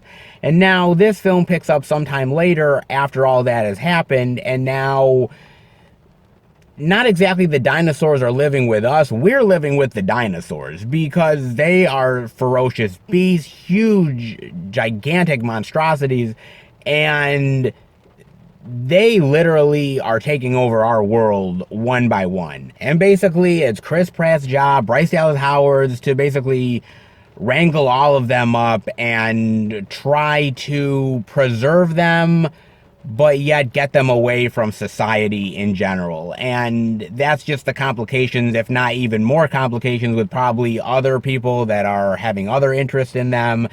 I'm sure we're battling other humans that have evil intentions. It's with every friggin' film. Why not this one too? Look, I'm gonna be honest, man. I really don't know if I want another Jurassic World movie. I don't think these movies, the last two, have been really all that clever or all that interesting. I don't find Chris Pratt's character really all that fascinating, and I think he's a lesser Alan Grant character, if I would be honest with you. I mean, Bryce Dallas Howard is a decent actress, but she doesn't really get the greatest material in here either. The dinosaurs are cool. Some of the dinosaur action is not bad, but again, if all there is that, then I could watch the earlier Jurassic Park movies. I don't exactly have to watch this one. The only thing that really gets me going with this movie, the only thing, is the fact that the gang is back. You've got Jeff Goldblum, you've got Sam Neill, you got Laura Dern, and bringing them in you kind of got me too. I love those characters from the first Jurassic Park movies, and to bring them back is sort of like bringing back nostalgia for me. And oh God, I love me some Jeff Goldblum. God damn it, I do. In the trailer, when he's sort of speechifying about, well, you know, dominion over our world and everything, I'm like, oh, I love you, Goldblum. I do, man. Oh, Lord, do I love that guy. I don't know, man. I mean, they say it's the last Jurassic World movie. This is the end of an era, and I'd like to believe them. In all honesty, I'd like to believe them, but money talks, bullshit walks, and if this movie is as successful as I think it's going to be, do you really think that Universal is going to walk away? I mean, seriously. They would be stupid to walk away. Yes, they say it's the end, but with every franchise, and you guys have to know this at this point, it's never really the end, right? In all honesty, I will be fair that these are probably the best dinosaur movies of any dinosaur films ever frickin' made. I mean, seriously, they put the money into them, the budget, they get the high-profile actors, the special effects. So in some ways, it is impressive from a filmmaking standpoint that they still are able to impress these many movies in. But I just don't really know. I mean, they're bringing in the nostalgia factor. And it seems like every movie nowadays, when they're trying to get people in the theater, the butts in the seats, that they're trying for the nostalgia factor. And sometimes it works really well, and sometimes it's overdone and feels like it's hitting you too much in the face. I don't know where this is going to land, guys, to be honest with you. I think they're bringing in the older characters because the new ones are just not that interesting. But then again, I hope they actually do something with these characters. That was one of the things I was actually pissed off about in Fallen Kingdom, because in the trailer, they had Jeff Goldblum, and he was doing this great speech, and I'm thinking, oh man, they got Jeff Goldblum in this thing. It's gonna be cool, right? He's gonna have a great meaty part.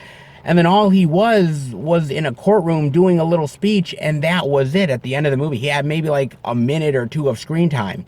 And I'm like, man, you did Jeff Goldblum dirty. Why would you do that? That is a sin, damn it. I mean, Jeff Goldblum got paid, congrats to him, but you had Jeff Goldblum and you fucked it up. How is that even possible? I mean, seriously, man. So I see Sam Neill here, I see Goldblum, I see Laura Dern, I say, oh man, I love the old school days, and I just want them to give them a great, meaty, significant role so that if this is the last one, if this is the last time they're playing those characters, then they can go out in a really satisfying way. I just hope, man. Look, these Jurassic World movies have been lesser for me. That's not to say that I don't enjoy the good dinosaur stuff that they've had, but it just feels like, in my honest opinion, that it just hasn't really felt like the old school stuff, and they're trying so hard to ape off the old school stuff that now they're bringing in the old school people to try to make the magic happen one last time. Well, that's what they say. We'll see where this all goes, guys. Like I said, I like the trailer. I like the dinosaur action in here. And yet more raptors that Chris Pratt is training. I thought we were past this. I don't know, guys. Like I said, one last ride for good old time's sake. Sure, why the hell not? Let me know what you think about that, guys. I'm interested. Maybe not 100% on board, but it's the Jurassic Park franchise. I've been with it this long. Might as well one more goddamn time, right? Might as well. Let me know what you think about that. In the meantime, let's go into the second Walmart and hopefully some interesting physical media worth checking out. All right, everybody, in at the second Walmart, and this has been a pretty good week for physical media love. I mean, you've got to admit it. It's pretty damn sweet. Even the first Walmart had a lot of goodness. So what about the second Walmart, right? I mean, we've got to have some indie weirdness and bizarreness, something to really whet the appetite, right? Honestly, no. I'm dead serious, guys. Really. I mean, it's kind of full-ish a little bit, but honestly, for the most part, it's actually not really filled all that much. I mean, even they don't have a lot of the new release love here either. So honestly, the first Walmart had a hell of a lot more than this Walmart does. Man, I'm living in the fucking Twilight Zone. I am dead serious, man. There's just not a lot, especially down there when there's usually all the indie goodness right there. There's not much at all to really show off. And all the stuff that there is, well, we've already talked about anyways. So, yeah, I hate to say it, but this second Walmart's kind of a bust. Yeah. That rarely happens, but, well, sometimes crazy things can happen from time to time on an out and about, especially when Walmart doesn't have any indie weirdness. Shame, but really is the truth. Well, better luck next time, I suppose. Hopefully next week there's some indie weirdness to show off, but this week, zippo, zilch, nada, nothing. Well, I guess not every place is going to have the physical media love, but hopefully the next place will. All right, everybody, we are at our fourth and final location. And when it comes to physical media goodness, all the physical media love in between, if you don't show the beast any love, then you won't get any love back. It is very true, guys. So you always have to end up honoring the beast in one way or another. And showing off the goodness is definitely one way to do it. Oh, and you definitely know I'm going to do that when we go to our next location. And that is none other than Best Buy the Beast. Best Buy, baby. Oh, yes. Oh, all that Beast love goodness. So I wonder what the Beast will supply with us this week. The good, the bad, the ugly, I'm not quite sure. A lot of physical media love this week. Hopefully we get all of that, plus maybe some surprise love as well. Steelbooks and exclusives. It is the Beast, so you never quite know. They supply a lot of unique stuff from time to time, and maybe this week we'll get some of it. How about we go in, check it out. All right, everybody, we are in at Best Buy under the new releases and little bit empty in spots. We still got physical media love to check out, but I noticed something, guys. The 4K of Pirates of the Caribbean, The Curse of the Black Pearl, still has not really sold all that well. Yeah, that's what happens when the reviews come out and it's really shitty. Why buy it if it's bad quality? Literally, if you're paying the money for 4K, even if it's $22.99, which is not a bad price, still, you want good quality when you actually purchase something. And when you don't get it, why bother? That is still not selling really well, but are you really that surprised? I mean, come on, man. They got that. They still got a lot of Eternals love, but they don't have the Steelbook. Maybe the Steelbook is elsewhere, but up front here, man, the Steelbook is bone dry, baby. But they still got a hell of a lot of release love. The 4K, the Blu-ray, and the DVD. I know this is not the most popular Marvel movie of all time, and it's definitely not going to sell like hotcakes like some of the other films, but you'd have thought it'd sell a little bit more than this. Damn, man, that's kind of crazy. Well, let's hope it sells a little bit more. It's not a bad film, but lesser MCU. I think we can all agree on that, right? Yeah. But from last week's love to this week's, oh yes, football perhaps? Indeed I do, with the Blu-ray DVD digital of American Underdog for $19.99. Yes, fantastic. Yes. Kurt Warner goodness. Now I know the football season is done, and I know that you're jonesing for more football goodness, right? Well, if you're looking for football goodness, watch football movies. Because honestly, guys, I'm not going to lie, football movies, out of any sports movies, are probably my favorite of all time. Just under that is baseball movies, and I love baseball movies, but football, I think there's a hell of a lot more of them that I really love than any other sport that they have movies on, man. There's something about football that you can do some really amazing things with. I mean, you could do some great comedies, you could do some dramas, you could do some really great love stories within movie football goodness, can't you? And a hell of a lot more at that. There's something about football that is really relatable for everybody, and it translates really well to the screen. It really does. Even inspiring, hopeful stories like American Underdog, and there is a few of them out there, isn't there? I mean, you can go with the classic like Rudy, which Rudy is absolutely amazing. Remember the Titans? Oh, God. Do I love Remember the Titans. That movie is aces, man. I love the shit out of that movie. Of course, you can also go with The Blind Side, which is pretty good as well. We Are Marshall, which isn't bad. lower quality football movie, but I definitely enjoy it for what it is. There is some really great, hopeful football movies out there that everybody can be inspired by. There definitely is, man. But I think for me, there's just so much more to football than just the hopeful classics, which, don't get me wrong, there is many of those, as I mentioned, but I just love football movies in general. It doesn't matter what it is. I mean, whether it's Wildcats or The Replacements, Waterboy, you're wrong, Colonel Sanders. Oh, that is so fucking good, man. Oh, God, I love that shit. There was also Draft Day, Gridiron Gang, Varsity Blues, Invincible. Man, there is so many freaking football movies that I love. Hell, another one that I really love, man, probably one of my favorites is Any Given Sunday. Oh, dude, I love that shit. Probably one of my favorite football movies of all time. It's just that damn good, man.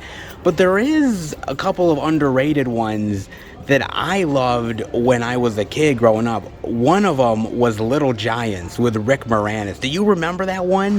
Him and Ed O'Neill, they played rivals. So good. It's so great, man. That's a really awesome one, man. I really dig that one. And The Best of Times from, I think, 1986 with Kurt Russell and Robin Williams. Yeah. I hope you guys didn't forget about that movie, because I didn't. That is so good of a film, man. It's a really good sort of comedy drama about reliving the old days, which I really appreciate, man. Oh, that is so good. It really is, man. You know, for me, football movies, there's just something about them that I eternally love. And I actually have to say a little bit that this movie is perfect for having Dennis Quaid in it, because Dennis Quaid has actually been in quite a few football movies. Everybody's All-American, of course, Any Given Sunday, and The Express. If you guys have never seen The Express, definitely check that out. That is a really solid football movie, and actually, it's about my hometown team, Syracuse University. Yeah, they actually made one about my area. We don't get many of those, folks, but when we do, they actually turn out pretty well. Ain't gonna lie, man. Sort of, Dennis Quaid has become sort of the lucky charm for football flicks. Not bad to be, actually. Honestly, you could be a lot worse. Dennis Quaid should be proud of that. He definitely should, man. I mean, like I said, this movie is really nothing to rave about, but at the end of the day, it's nothing to sneeze at either. A standard football movie that goes through the motions, obviously the ups and downs, the underdog moments, and the triumph stuff. Yeah, it all does. You've seen it before a time or two. Not that it reinvents anything, but it goes along with the program, and it does a pretty good job at it. And honestly, Kurt Warner, for what he had to go through, really went through a lot of adversity, and an amazing player. And honestly, with all the stuff that he went through, probably a good movie actually worth diving into, especially if you're a Rams fan and somebody who's appreciated Kurt Warner over the years as somebody who really went through a lot of adversity. Definitely a movie worth checking out. Very similar to Invincible, about somebody that really wasn't given a chance, that rose up to be something way more than people ever expected him to be. Pretty solid flick, actually. Not half bad at all. Pretty damn good, all things considered. Man maketh man. Ah, a little Kingsman love, perhaps? Oh, indeed we do, baby. Very nice. We got the Blu-ray digital for $24.99. We've got the 4K Blu-ray digital for $29.99. We've also got, a little Best Buy exclusive action. The 4K Blu-ray digital only at Best Buy Steelbook collection. Oh, we got the Kingsman, the Secret Service, and Kingsman the Golden Circle. Oh, look at that. That is sweet. Oh, that's really nice. Look at that. The different suits. Oh, I could really dig it. That's awesome. Oh, this is a really nice set, man. This is pretty cool. For the Kingsman lover in your life, this might have to be worth a get. This might just have to be for $59. It's a hefty price, but 4K, Steelbook love, that might be worth it. That's if you like all three of the films, and that's really the dilemma, isn't it, at the end of the day? Because I just don't know about prequels anymore, and I'm being real, because do I really need to see the origin story? Do I really need to witness it? Was it really essential to the overall plot of the Kingsman movies that I actually found out the real, true, honest story of it? I don't know if I really did exactly. I'm not entirely sure, man. I mean, there's a part of me that likes prequels, and there's another part of me that kind of feels like it's a lost opportunity, that they're just regurgitating stuff that you kind of know about a little bit, or stuff that has been hinted at, and to see a full movie on it, you already know where everything is going anyway, so it kind of kills the overall experience. I mean, movies like The Many Saints of Newark, yeah, it was cool to see some of the younger Sopranos crew again, but again, like, these are things we knew throughout the TV show, little hints. Yeah, it is trying to sort of have the same flavor as The Sopranos, but it doesn't quite do it. I mean, you look at something like Prometheus and Alien Covenant. I actually kind of like Prometheus, all things considered. It's not perfect. The Alien Covenant feels kind of like been there, done that, but lesser than, in my opinion. I mean, you also have the Star Wars prequels, and that's kind of tough, man, because me being a Star Wars fan, I like the history of seeing what happened with Obi-Wan and Anakin, and as a hardcore lover, that sort of intrigues me, but at the same time, you know where everything is heading. You know that obviously Luke and Leia have to be born. You know that Anakin has to get in the suit. I mean, you know all of this stuff anyway. So, again, it's another one of those that is just going through the motions. And it's the same thing with a lot of other ones. Like Oz the Great and Powerful. Did I really need a prequel to know what happened to the wizard and what happened in the younger years of the Wicked Witch and Glenda? Not really. I mean, I love Wizard of Oz, but the prequel seemed kind of pointless. And the movie ended up turning out exactly like that, folks. I mean, seriously. I mean, you even look at Leatherface, right? That really terrible one from like 2017 or something. Man, what a piece of shit that is. God damn it, that was terrible. Oh, Lord, man. I mean, there were some bad limp dick Texas Chainsaw movies. That is definitely one of them in a big bad way, man. But then again, there's ones that I really appreciate, like Rogue One. Crazy enough, you think of like them getting the Death Star plans. You know they eventually get them, but you never knew exactly how. They never even hinted at how they got the Death Star plans. And it was so cool to find that out. And the more I watch that movie, the more it actually intrigues me, that I really appreciate it. Even a movie that I really love, like Psycho 4. Like, I know, the fourth Psycho film in the franchise, right? You really like that shit? Well, I kind of like seeing the development of Norman Bates as a child and a young man, and how he became to be the killer that he was, and the psychological aspects of what he went through, the torture with his mother.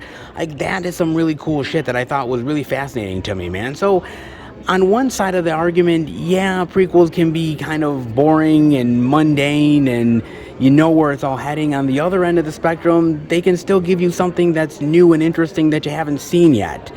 I think the Kingsman is kind of in between that. There's moments where I was like, okay, this is really cool. I never knew how it went down like this, and seeing how the organization started and who was behind it was kind of cool. But at the same time, it's like, you know that they're going to win in the end. You know that obviously the bad guys are going to lose. I mean, you know all of the story points that are really going to hit for the most part. They hinted at some of that stuff in the earlier films. So it's not like it's really that crazy of a surprise of a film that really, reinvents the way you think about the Kingsman franchise. It doesn't really do that, guys. Like I said, it's still good. It has its moments, but kind of a missed opportunity. I would have much rather had seen a sequel than a prequel. I appreciate the effort, but at the end of the day, it's not that it ends up reinventing the wheel, not that it ends up really putting a new spotlight on the franchise, so to speak. It just is kind of there. Where you wanted a continuation, you get a prequel. And sometimes that works out, and oftentimes than not, it fails spectacularly. And the Kingsman, in between, average at best. It's not saying a whole lot. Going with checked expectations. It's got a moment or two in it. It definitely does, man. but quite interesting indeed, especially the Steelbook love. That is really cool, man. Absolutely cool indeed. Very, very awesome. And any Kingsman lover out there, man, this is hard to resist. Ain't gonna lie, man. I think my favorite Kingsman movie is still Kingsman Secret Service. Still think it was really great, that first movie. The second movie, not as impressive, and the third movie, kind of less so. Maybe they'll do a sequel? Maybe. This movie didn't exactly light the box office on fire, so if we get another one, be lucky that we did, guys. But in the meantime, well, if you're looking for all that Kingsman goodness, Best Buy is definitely supplying it. Not half bad, man, and not half bad with a little bit of physical media love overall. Not too bad so far, baby. A little bit here and a little bit there, and let's hope there's more to see. And on the back side here, oh, talk about the movie love that I'm seeing. Quite a few things we're checking out, baby. And actually, it's really cool to still see a little bit of Eternal's Steelbook love as well. So they have it in the back, but not the front. They have 4 copies left, so if you want them, you better grab them, man. But I'm glad the Steelbook is selling a little bit more. I mean, the Eternals release definitely isn't selling as much as I thought it might. I thought, hey, Marvel, Disney, superhero MCU storyline, but apparently some people are just like, yeah, I'll pass. We'll see if over time Eternals gains some sort of appreciation, but for the time being, I think a lot of people are passing on it. I definitely believe they are, man. But at least we saw a little bit more Eternal Steelbook love, and it's definitely appreciated. Not bad, man. But enough of the Steelbook goodness. We saw that last week. Let's get to a little female action love, shall we? With the Blu-ray DVD digital of the 355 for $24.99. Oh, yes. Now, I told you earlier, I love a good female kick-ass action movie. I really do. I'm a big fan of kick-ass females. I mean, technically all of them are, because they can all kick my ass. But I definitely appreciate a strong female character who can really kick butt with the best of them. Any man they can definitely keep up with, and I always appreciate that. And there's so many out there. I mean, Tomb Raider is really amazing, that I really thought was really great and translated pretty well. Atomic Blonde, which is pretty decent. That actually is probably one of the best ones, I would say. Colombiana, which, alright, not the greatest. Hannah, which is pretty decent as well. I never saw the TV series, but the movie was actually pretty kick-ass. Oh, and I definitely cannot forget Kill Bill love, Anna as well. Anna was not bad. Ava, who also, by the way, had Jessica Chastain in it, and honestly was a hell of a lot better than this movie as well. Yeah, not so hot, man. I mean, look, there's some other really great ones that I've really enjoyed and really dug quite a bit, man. Obviously, one of the originals being La Femme Nikita, which is awesome. I also got to show a little bit of love to Barbed Wire. Yes, Pamela motherfucking Anderson from 1996. Actually, that movie also has Tamura Morrison. Yes, Boba Fett himself. They kind of team up together, man. That is crazy that he's in that, man. It's actually kind of a guilty pleasure, but not bad. And also, The Long Kiss Goodnight with Gina Davis, which is absolutely fucking phenomenal. There's a lot of really great kick-ass females out there. There really is. But this movie ain't the best of the bunch. I'm just being real, man. It really isn't. I wanted it to be really good. And you have so many great actors in here that you almost are kind of really disappointed how bad it ended up turning out, man. And it's just a damn shame, because I think that there's some really great spy action movies out there that have really raised the bar, especially when it comes to men being in them, whether it's Bourne or Bond or Wick, you name it. There's been some really amazing ones that have really taken it to the next level, and I think women can really compete just as equally. But you gotta have good movies in order to support that. And the 355 feels like a movie that, if it was done 10 years ago, if it was done maybe 15 years ago, it would have been really cool. You would have been like, okay, this is fucking awesome. But been there, done that, and we've seen a hell of a lot better since. You gotta raise the bar. And if you can't, then you just end up aping off of the other stuff, and not even as good either. A damn shame, but when it comes to female-led action movies, it's not Assault, that's for damn sure. It's not Angelina Jolie, not even by a long shot. Hell, it's not even Pamela Anderson. And that's a damn shame. Oh, it really is. This bunch of hot babes in a lame action movie, if you would have told me this like a year ago, I would have said you were a goddamn fool. But now, I'm just disappointed as all hell. Fucking shame indeed, man. It really is. I mean, you get deleted scenes, you get VFX breakdown, Chaos at the City of Dreams. I mean, you get the cool featurettes here and there, but again, it's just a lame action movie that has aped off of other ones. And honestly, I just gave you so many choices to find so many better female-led action movies that is way better than this. It's bloated, it's incomprehensible with the action, and the acting for all these great actresses is kind of limp dick. It's one of those movies that, as an action fan myself, is a real disappointment. Oh, and did you seriously think that I didn't see this bad boy? Oh, the 4K Ultra HD Blu-ray Collector's Edition release. Little Scream Factory love with Alligator for $29.99. This is awesome that they have this, man. 2 weeks in a row, and Scream Factory love. The Howling 1 week, and Alligator the next. Oh, I'm definitely digging it. God damn. Oh, this is so cool. Oh, man. It lives 50 feet beneath city. It's 36 feet long. It weighs 2,000 pounds. And it's about to break out. Heaven help us. Oh, so freaking good, man. Oh, so fantastic. Oh, it's so great that they have this here. A little boutique love never hurt nobody. And this is a really great cult horror flick that deserves a hell of a lot of love, man. It really is. I actually found this movie years after I probably should have. I was watching other horror flicks out there, and it was only until later that I really found this movie. I was watching Lake Placid, really loved Lake Placid, and I was thinking, okay, killer, crocodile, alligator style movies. I'm thinking, like, what else is there? And it wasn't until later that I found Alligator, and I'm so happy that I did. I love the effects in here. I love the acting. Robert Forster is fucking awesome here. I love the kills.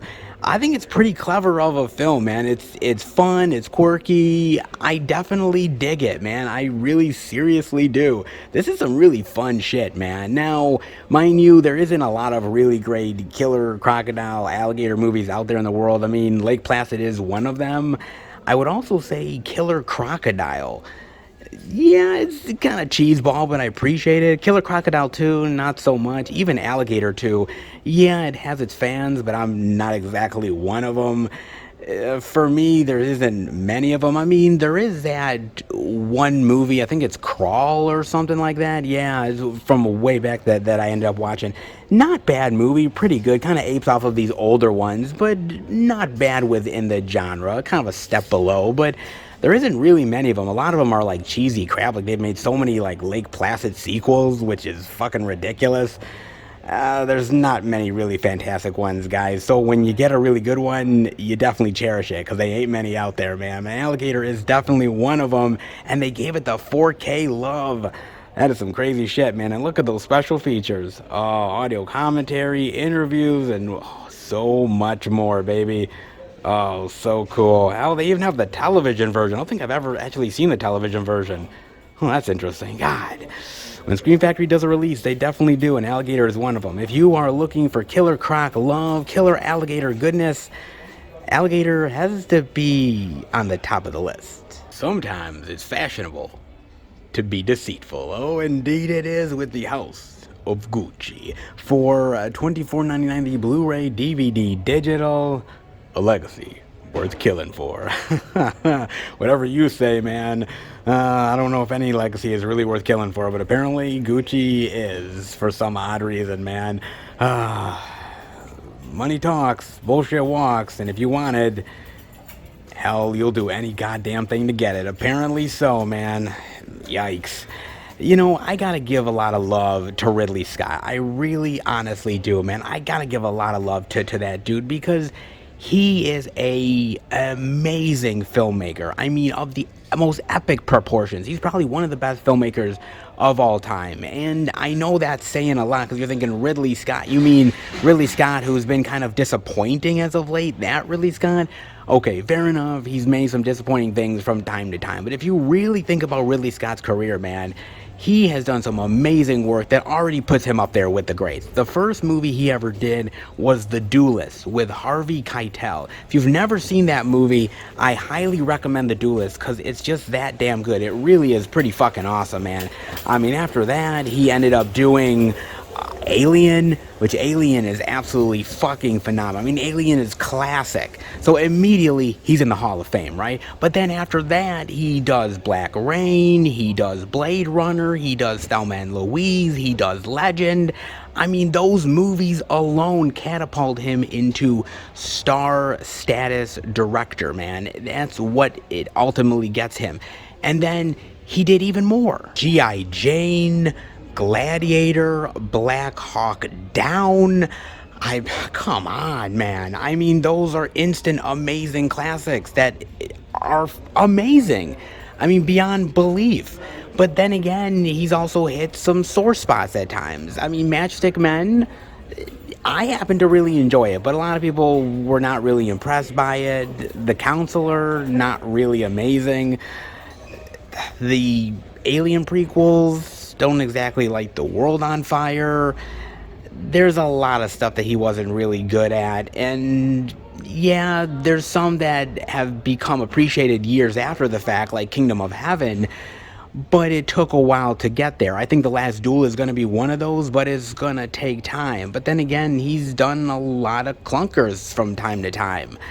But then again, when you get older as a director, I think you lose some of that quality that you used to have, right? You know, you're not as fast on your toes anymore. You're not as sharp as you used to be. You're still Ridley motherfucking Scott, don't get me wrong, and you can still get some great talent on board your movie and still make something really great that's worth seeing, but maybe not up to the caliber that you used to be. And there's a lot of people like that out there. I mean, you could say the same for somebody like a Francis Ford Coppola, for instance. I mean, he's not what he used to be, and there's other directors that are like that.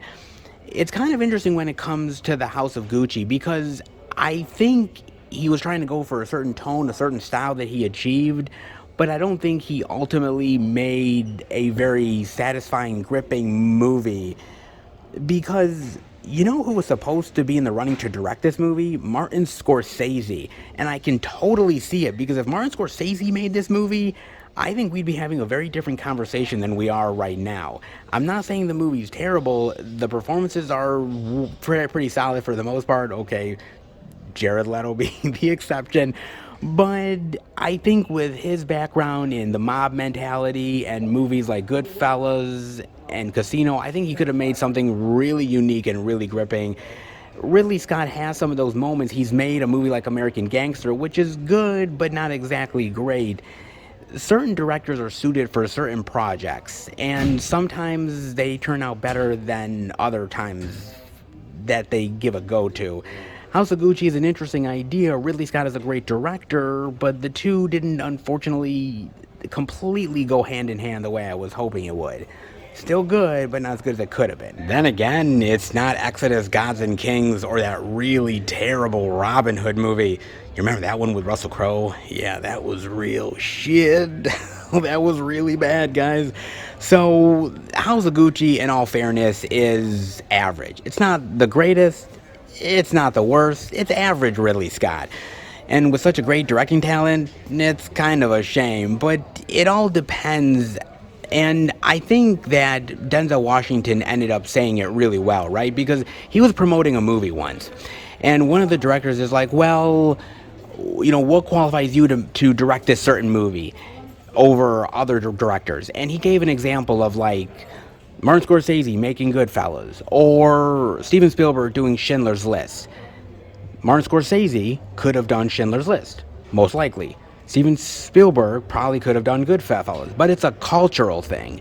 And some people just know the culture better than others. I appreciate the attempt. It could have been something really stylish and shocking and unsettling and really fascinating, but in Ridley Scott's hands, it turned into something still very interesting, still very entertaining, but in better hands, or at least a filmmaker who really understands that type of mob mentality, corruption culture. it could have been something so much more phenomenal. I give Ridley Scott a lot of credit for trying, but in this case, didn't quite succeed the way he wanted to. But still, let's face it, average Ridley is still a hell of a lot better than a lot of other filmmakers out there, so take what you can get, you know what I mean, guys? I mean, you do get some making of, you get the lady of the house, styling House of Gucci. I mean, you get a good special feature here, a special feature there.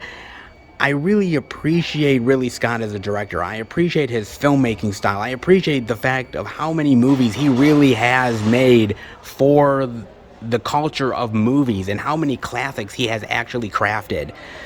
But sometimes your early days are better than your older days, and House of Gucci proves that he was once a great, amazing director, but those days, well, at times, are a little bit behind him. Now, who's up for a little 4K love? The 4K Blu-ray digital of Looper for $22.99. Now, this bad boy was supposed to come out last week, but somehow it wasn't here.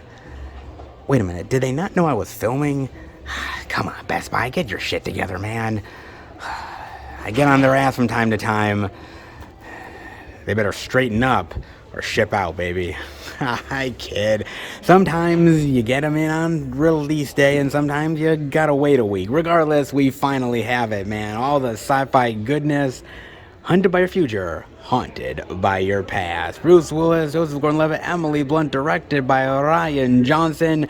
I actually really dig this movie, man. I think it's a cool little sci-fi action thriller with time manipulation and messing with events and how they alter the future and the past.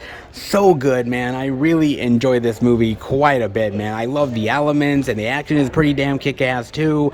I love the acting here. I mean, Joseph Gordon-Levitt is trying to do his best Bruce Willis imitation, and he is under so much makeup, man. It almost feels like he got so much plastic surgery that he's permanently got resting bitch face, or he's perfected Ben Stiller's Blue Steel look.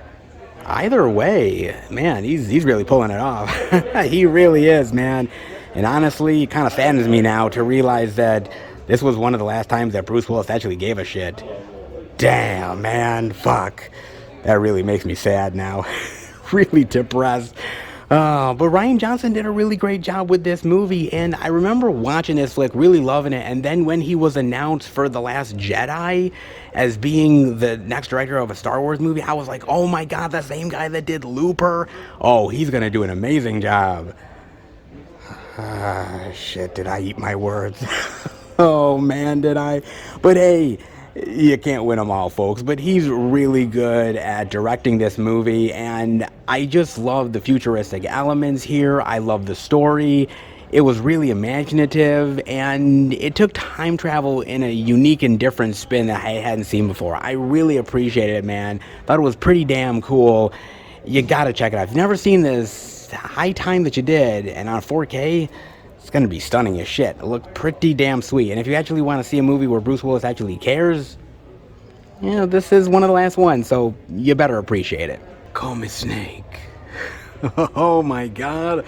Oh, you've got to be kidding me. The 4K digital of Escape from LA for $19.99. Holy shit. You know, let me be real for a second, okay? I never thought in a million years, and I'm serious, man, that I would be in a Best Buy seeing a 4K edition of Escape from LA right here at a retail location. What the fuck? Seriously?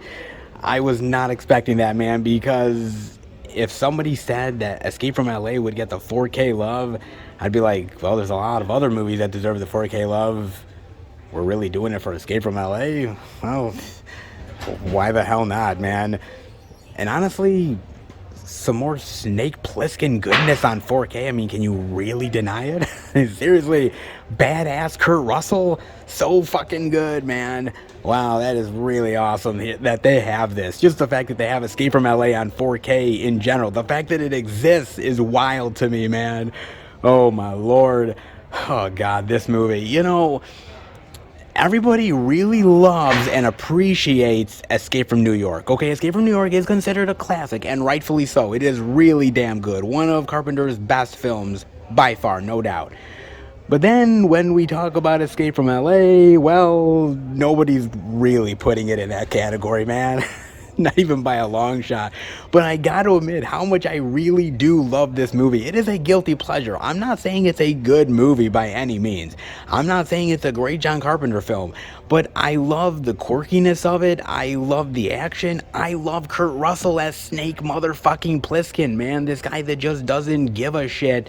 And anybody who gets in his way, he's going to mow the fuck down, man. You don't double cross this guy, because if you do, he's coming back for revenge. He's coming back for all of it, baby, and more. So good, man. And I just love that it's this really outrageous action film that takes place on a piece of land from California that broke off, and then all the inmates and all the bad dudes and all the people that deserve to get, stuck on that island, they're all there. But then again, there's a lot of innocent people who didn't deserve to be there because they just pissed the president of the United States off. Oh, you ate too much red meat? Oh, you didn't pray enough? Well, fuck you. You're going to the island, pal. Good luck. I don't give a shit. Yeah, something tells me years from now that might be a reality. And until then, I'll be a good boy. Indeed I will. But I really love this, and I love the personalities in this movie. Steve Buscemi is great in this film, man. He's fucking awesome. Pam Grier. How many movies? Seriously, how many movies does Pam Grier ever get to play a man who had a sex change and now looks a lot like a woman? Seriously. You only getting one, baby. That's LA. Oh my god. Oh, that's so good. Oh, it's so fantastic, man. I love this flick. I think my favorite scene, well, actually I have a lot of favorite scenes from this movie. I mean, I love the basketball scene where he's got the timer. I love that shit so much. Hell, I love where he goes to the plastic surgeon of Beverly Hills, played by Bruce motherfucking Campbell. It's so good, man. And now I'm actually kind of realizing that I think Joseph Gordon-Levitt might have went to the plastic surgeon of Beverly Hills. He did a bang-up job, huh? Jesus. Oh, my Lord, man. But this is just a really, really, just solidly fun film. I don't think it's really meant to be taken seriously, in all honesty. They're just having fun making the movie and going balls out crazy and ridiculous and cheeseball. And I appreciate that, man. Sometimes you just kind of want those type of movies, and this really feeds the need. It's so fantastic, man. It really honestly is. It's got some really great fun killer moments to it. It's got a badass Kurt Russell. It's got some ridiculous batshit insane ideas. It's just meant for entertainment and fun's sake. It's not as classic as New York, but I think it's just as fun and entertaining if you take it the right way. I really do, man. Man, they just don't make them like Escape from LA anymore. They just really don't, man. Honestly. God damn, dude. So good. I wish he would come back and play Snake Plissken one more time. Just one more, man. I know he's older and he can't quite do the moves like he used to, but come on. I think Kurt's got one more Snake Plissken in him. I think he does. If only him and Carpenter teamed up one more goddamn time, that would make me a very happy boy.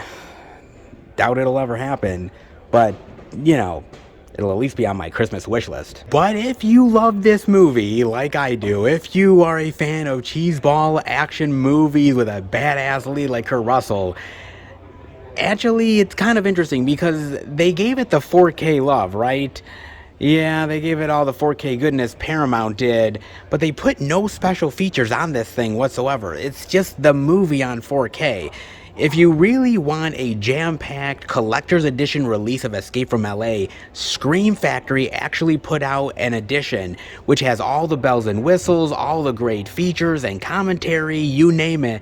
If you're looking for something that packs a little bit more punch, it's not 4K, it's just Blu-ray, and I know some you purists out there just want the 4K. If that's all you want, hey man, have at it. The fact that you just have Escape from LA in your collection would make you one of the coolest motherfuckers of all time. If you want the collector's edition and forego the 4K, definitely check the Scream Factory one. That is pretty damn killer, man. But any Carpenter in your collection, is good Carpenter. Escape from LA, cheesy as it is, it's just pretty goddamn great fun. And it's one that I love to revisit from time to time. I mean, who doesn't love badass Kurt Russell? Oh man, the good old days. You can't beat it. And the 4K hits just keep on coming with the 4K Blu-ray digital of The Green Mile for $25.99. Oh man, The Green Mile. This movie is absolutely phenomenal, fantastic in every sense of the word, man. I am serious. I love this movie to death. I saw this in the movie theater and I was blown away. It's one of the best Stephen King adaptations of all time, no lie. Yes, Stephen King has done more than just horror. This movie proves that, along with Stand By Me and so many others. It's expertly directed. It's directed by Frank Darabont, who also, by the way, directed The Shawshank Redemption and The Mist. He's an amazing director, and the acting is phenomenal here. Tom Hanks is brilliant in this role. Tom Hanks is absolutely fantastic as this guard who is doing his due diligence and duty, dealing with these criminals, dealing with their time until their time is up. And of course, they have to go on the electric chair. But he also wants to be sympathetic and understand that they're human beings and they deserve to be treated with a certain amount of respect at the same time. Absolutely phenomenal. Does an amazing performance. But come on, we got to talk about Michael Clarke Duncan. Rest in peace, Michael Clarke Duncan. That man was a great actor, and this movie proved it in spades. He's absolutely amazing. He is the heart and soul of this movie. There is absolutely not a single doubt in my mind about it. If it wasn't for his performance, I don't think the movie would be half as good as what it is. He is amazing in this role. He's sympathetic. You fear him, but yet you love him, and you realize that he's just a simple man that got caught up in a mistake that was never supposed to happen. And it's just saddening, and it's tragic, and it really pulls at your heartstrings, man. This is a phenomenal movie that takes fantasy elements and real life elements and really mixes it together in a really satisfying period piece drama. Oh my God, they just don't make them like The Green Mile anymore, man. With the type of writing that Stephen King does, with the direction that Frank Darabont does, with the acting that these actors really poured into this, this is absolutely phenomenal, man. Absolutely. It's a winner, and one you guys have to watch. I truly think, as a movie fan, this is required viewing. There's absolutely no doubt in my mind that this is required viewing for any movie lover. If you love Stephen King, this is. If you love some of the great expertise acting and the story, it's one that's absolutely phenomenal in every single aspect, man. It truly, honestly is. And great special features too. Commentary, additional scenes, a bunch of featurettes, screen tests, you name it. This is a class act in how acting should be and how storytelling should be. And if every Stephen King adaptation was like this, man, boy, I'd love every one that's out there. They can't all be winners, but the ones that are truly special, and The Green Mile is definitely one of them. That is for damn sure. So phenomenal, man, and so phenomenal for the Beast this week. 4K love, new release love, and a little bit of exclusive action as well. Not bad at all for the Beast. Let's head out. Best Buy done did it again.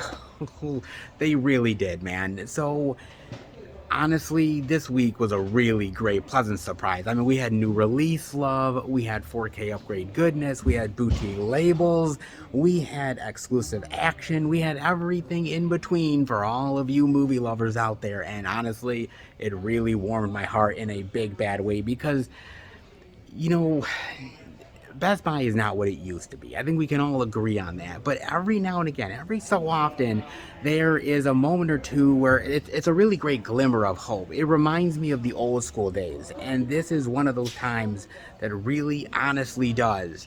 And seeing this week, seeing the possibilities of what Best Buy can really be when they showcase the physical media goodness, really bring it in and really have it for everybody, and the potential that they have and the possibilities that they could really make this wonderful, great physical media paradise.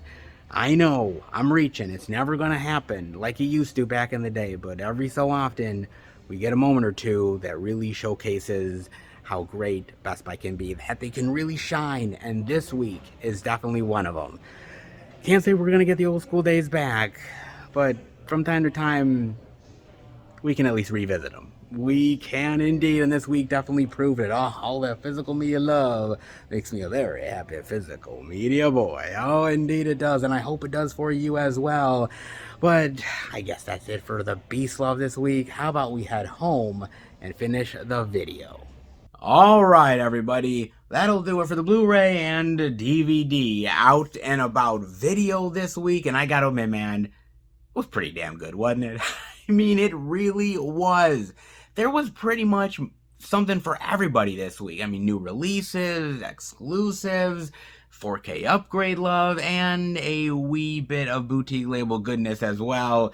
Not half bad, man. Not half bad, and most of the stores delivered on that physical media goodness, and I always appreciate it. Yes, not every week is going to be like this, but when there's this much physical media goodness out in the marketplace, you definitely got to take advantage of it. Oh, you definitely do, and hopefully you guys did. If so, you definitely got to let me know, man. Let me know what you picked up, because I'm dying to find out. But as far as I'm concerned, well, I picked up a little bit of new release love. Yeah, I did. Okay, not really in store exactly. More Amazon Prime goodness, actually, which is kind of weird for me because I really don't buy much stuff from Amazon Prime anymore.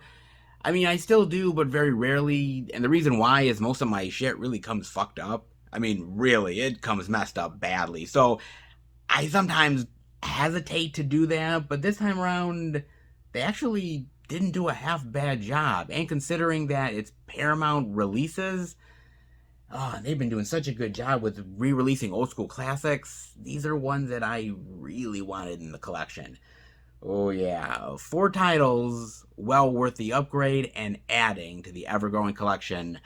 Let's dive into these, with the first being an upgrade for me, and that is Spontaneous, an explosive love story. Oh, indeed it is, man. And I gotta admit, this movie really surprised me. So, I watched this movie for one of the out and abouts last year, and I really wasn't expecting much. I knew it was going to be in stores, so I figured it's worth watching to at least talk about it, but I thought to myself, this isn't really going to do much for me. It's probably this young adult, schmaltzy little movie that I'm probably going to have no interest in. And after I watched it, I was blown away by how much I love this movie. I thought it was so well done, man. Expertly directed and acted. And I love the teenage drama and romance here. I mean, yes, you know, when I say that, you guys are like, well, geez, you know, the young adult teenage romance stuff. Yeah, seen it a time or two. And yeah, you have, but not like this. Especially when it adds in this interesting sci-fi idea of these teenagers who are like self-combusting. Like at a certain point, a lot of these teenagers in this high school are basically exploding and turning into like massive red goo. And it's the idea of you don't know when your time is up and you just want to live every moment like it's your last. And these two young people who in a normal situation would never ever get with one another suddenly are gravitated towards each other and really have this great bond and love story. And man, do I really dig this movie. I think it's really entertaining. I think it's heartfelt, and I was really invested in this movie from the word go, and I loved every single second of it, man. I thought it was absolutely phenomenal, and for me, this was a surprise. I really loved it, and I got the DVD because there was no Blu-ray, and I was like, well, I don't know if this is ever going to get a Blu-ray release, so I might as well have the DVD. I love the movie so much, but when Paramount announced that they were putting a Blu-ray out, dude, I had to upgrade it. It's a movie well worth upgrading for, and it's just that damn good. I mean, I'm not a huge fan of all of the young adult romance drama movies out there, and Lord knows there's a ton of them, but every so often there's a movie that comes along that really sort of bucks the trend, and this is one of them. Really fantastic. Absolutely well worth the upgrade, man. Absolutely well worth it. And speaking of well worth a pickup, oh, this was another one I definitely wanted. Especially when they announced it, I was like, oh man, I'd kind of forgotten about this movie. But being a Johnny Depp fan, Can't say I pick up everything that he's done, but this one I thought was worthy. And that is none other than Nick of Time. Within 90 minutes, someone is going to die, and the clock is ticking. Wonder how Johnny Depp's going to get out of this one. Guess you just have to watch to find out. Oh, I guess you will, baby. Now, okay, let me be real here. This movie is not the most exciting thriller of all time. And if you really think about Johnny Depp's filmography, it's kind of average compared to a lot of the other stuff that he's done, right? Okay, fair enough. I agree with you. But there's still something about this movie that I really love. I do really enjoy Johnny Depp here. I love Christopher Walken here, man. I mean, he is living it up as the bad guy. I really appreciate that. And I just like the idea of this guy who's a family man with his daughter gets roped into this whole conspiracy and having to kill this senator, or his life is going to be ruined and his daughter is going to be gone forever. But at the same time, if he does this, he's going to be pinned for murder and it's all going to be on him. So how does he get out of it? Does he even do it? And again, with a 90-minute ticking clock that's going on, every second counts, every minute counts, and when his time is up, will he do the deed or will he find a way out? Ooh. It's got some really good tense moments to it. It's got some really good character interactions and character drama. And I think with that ticking clock aspect, I think it adds another layer to this movie that it really needs. I do think there's some really great moments to really cherish in this film. And yes, it is average, all things considered, but I think with the performances and with that tension of will he, won't he, and with that 90-minute time frame, I think it gives the movie another aspect that really enriches it a little bit more than it normally would have. I do think it's a really solid film, man. It's not the best for Johnny Depp. It's certainly not the best for Christopher Walken, but I think it's a really decent above average thriller that, for me, is still pretty effective, and one that I never thought would see a Blu-ray release. There's so many movies out there that you kind of forget about over time. This is not one that everybody ultimately remembers, but as a fan of old school Johnny, these movies I tend to treasure. And so this one definitely thought it would be a great addition to the collection.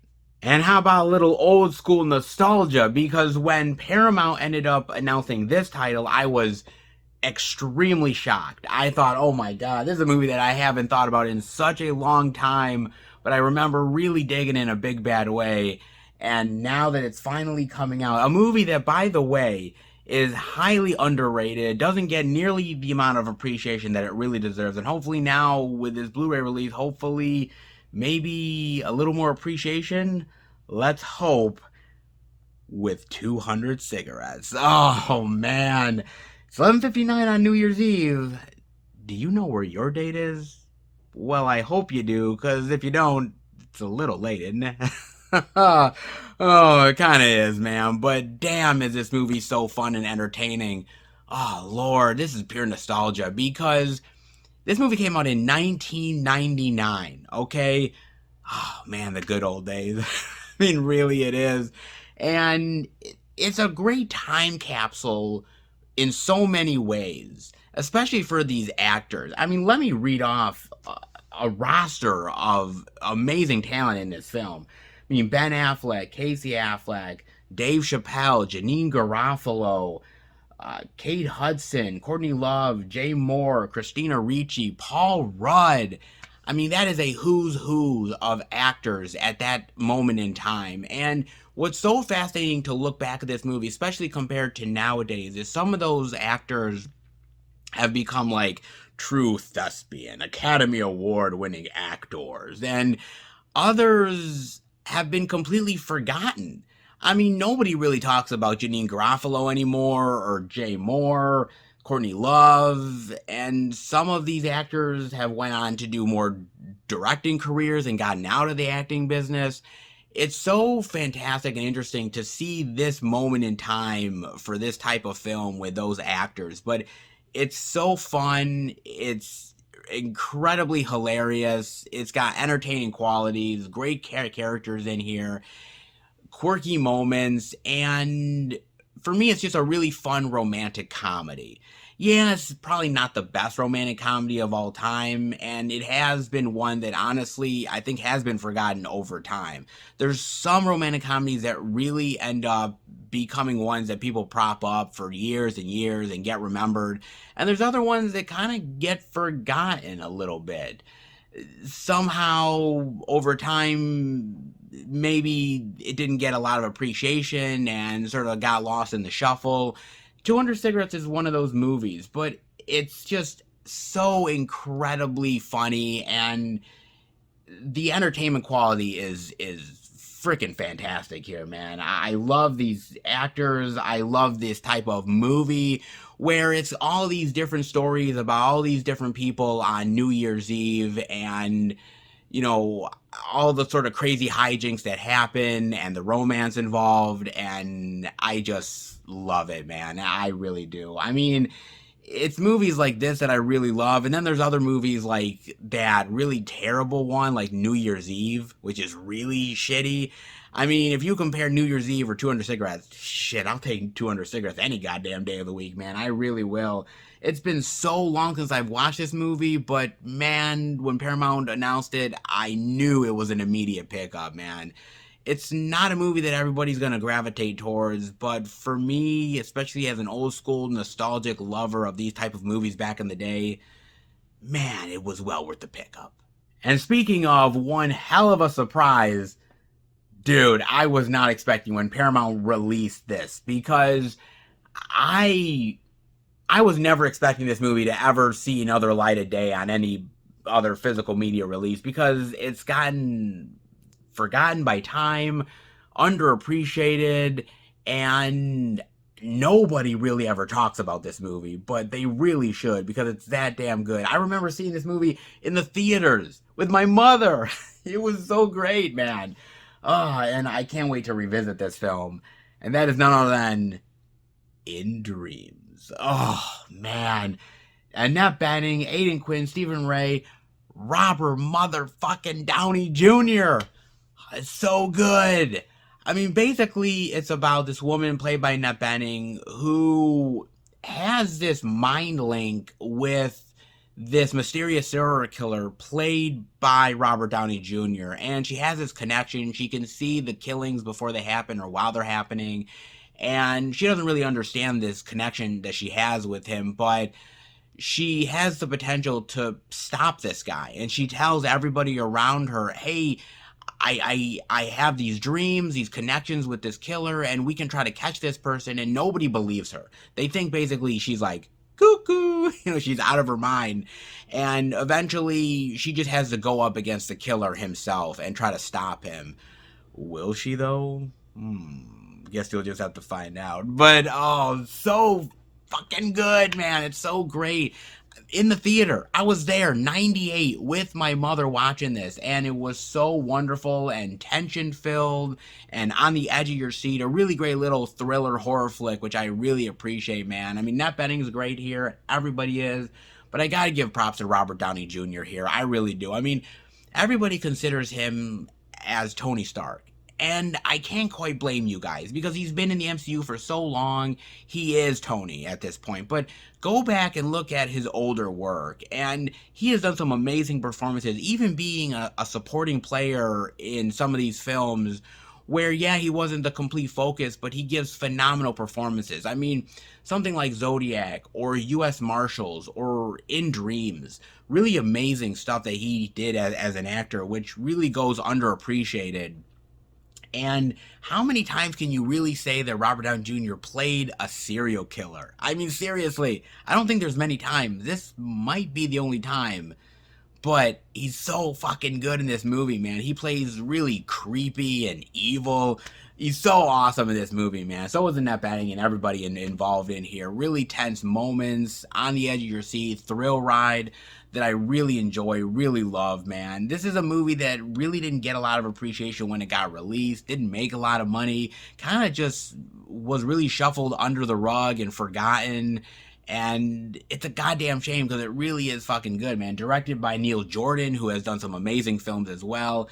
It's really, really incredibly well done. I really love this film. It's haunting and it's atmospheric. It's got some really great, wonderful acting in here. So fucking phenomenal. If you've never watched this, oh, you got it. It's so damn good. A movie that definitely needs some reappreciation. That's for damn sure, man. As does some really unique movies that I got this time around, guys. Let me tell you something. Paramount is definitely doing their due diligence with all that physical media goodness. And I think this week, these are movies that definitely, and I mean absolutely, deserve a place in the collection. And before I let you guys go, I gotta talk about this because it's actually been kind of interesting. It's something I've wanted to touch on for a little while now. And CNN Entertainment ended up putting out a really great article about it that I feel is worth diving into. Because have you noticed that movies are getting longer? If you haven't, maybe haven't noticed, but the trend is continuing. Why it feels like movies are getting longer? Let's dive in, shall we? Watching a movie in theaters these days can feel like a feat of endurance. Many of the biggest, buzziest films of the past year have tested audiences' attention spans and bladders, while running times approaching 3 hours are getting more consistent. There was Spider-Man No Way Home, which ran 2 hours and 28 minutes, and Part 1 of Dune, which lasted 2 hours and 35 minutes. The Marvel Cinematic Universe installment Eternals went for 2 hours and 37 minutes, while No Time to Die spanned 2 hours and 43 minutes. The upcoming Batman film promises to be just under 3 hours long, and lest you think the phenomenon applies only to action and adventure epics, you'd be sadly mistaken. King Richard was 2 hours and 24 minutes, West Side Story was 2 hours and 36 minutes, and House of Gucci was 2 hours and 38 minutes. It's hard to definitively declare that movies are getting longer than they used to be. Plenty of popular films from the 20th century, Gone with the Wind, Lawrence of Arabia, and The Godfather Part 2, to name a few, blew past 3 hours into 4-hour territory, while blockbusters and Oscar-bait films represent a fraction of the movies that are released in any given year. That said, it certainly feels like movies are getting longer, and media and entertainment analyst Daniel Loria says there's some truth to the perception. Some types of movies that weren't as long before definitely are longer now, but not every blockbuster is getting longer. But even though movies today aren't necessarily dragging on longer than they once did, there are a few reasons why it seems that way. It starts with the death of VHS. The earliest blockbusters came during Hollywood's so-called Golden Age, spanning roughly from the 1930s to the 1960s, and they also happened to be quite long. As more people started to get televisions in their homes, studios were forced to compete and started making sweeping epics that would bring people into the movie theaters. That changed in the 70s and the 80s with the home video boom. As video cassettes started to dominate the market, there was pressure from Hollywood to keep movies short enough to fit on a standard VHS tape. As the home entertainment market really started to evolve for Hollywood studios, shorter running times became a little bit more of a priority. It did factor into the decision making at some point when you think about commercial prospects. As at-home movie consumption shifted to DVDs, Blu-rays, and eventual streaming, shorter running times became less and less of a priority. A 2014 analysis from data scientist Randall Olson that looks at the top 25 most popular films of each year charts this evolution.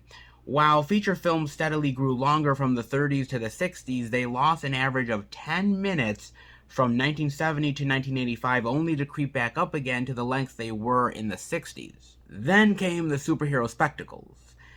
Part of what's fueling the fatigue around movie lengths is the kind of movie that now trends to dominate the box office and in turn the cultural discourse.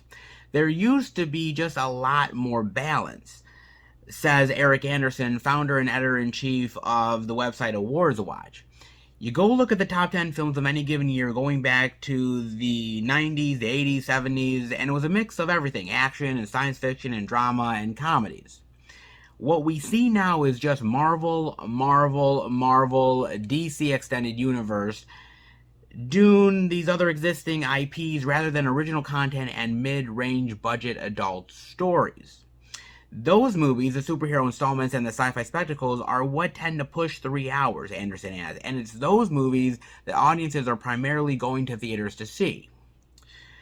Anderson points out to James Cameron's Avatar in 2009 as a turning point. As a streaming platforms like Netflix started to soar in popularity, the massive commercial success of Avatar at 2 hours and 42 minutes signaled to filmmakers and studios that splashy visual effects extravaganzas could motivate viewers to leave the comfort of their own homes to see a movie on the big screen. Meanwhile, he says, the superhero genre has evolved from the standalone film of decades past to the large-scale crossover film ushered in by the Avengers. The movies that a mass audience is going to a theater to go see is probably going to be a superhero movie that has to tie into a TV show and 2 or 3 other franchises between 3 or 4 studios, and that movie is definitely getting longer. With more resources being dedicated to event movies, mid-budget films like the 90-minute horror flick or the 100-minute romantic comedy started to get edged out of multiplexes, instead finding a home on various streaming platforms. And though mid-budget films haven't completely vanished from theaters, they're not performing as well as they used to. These are mid-range movies, but there are less of them. And there are certainly much fewer of them that are breaking out as mainstream hits, which is entirely true. He ain't wrong, guys. Now, there's no incentive to keep movies short. Despite complaining that movies are too long, audiences seem willing to go along for the ride. Many of the highest grossing films have long running times, and judging by the success of Avengers Endgame and other long blockbusters that follow, viewers seem to have no problem sitting through a 3-hour film, or at least their interest in the film seems to outweigh any gripes about its length. The dynamic is similar for films that are potential Academy Award nominees, which also tend to run long, says one ComScore senior media analyst. More mature audiences are willing to sit through these long films if they're critically acclaimed, buzzworthy, or if they're award contenders. If it's a really long movie and you walk in understanding that, I think audiences actually enjoy that. On top of that, he also says that some of the constraints that might have kept movie times running shorter in the past aren't as relevant anymore. For single-screen theaters, longer movies mean fewer potential screenings a day and consequently fewer profits. But with the proliferation of the multiplex, that isn't much of a concern. Theaters can show the same film on multiple screens or even around the clock if demand warrants it, which is very true. Still, there's something to be said for pacing and editing. Anderson says plenty of movies have a lot of fat on them that they don't need, which is also very true as well. However, put it this way, if it's a terrible movie, every minute is painful. If it's a fantastic movie, the audience wants more. So does that mean audiences must resign themselves to sitting in theaters for close to 3 hours to get the cinematic experience? Some, including Avengers Endgame director Joe Russo, seem to think so. The 2-hour film has had a great run over 100 years, but it's become very difficult to work in. I'm not sure that the generation that's coming up will see the 2-hour film as the dominant form of storytelling.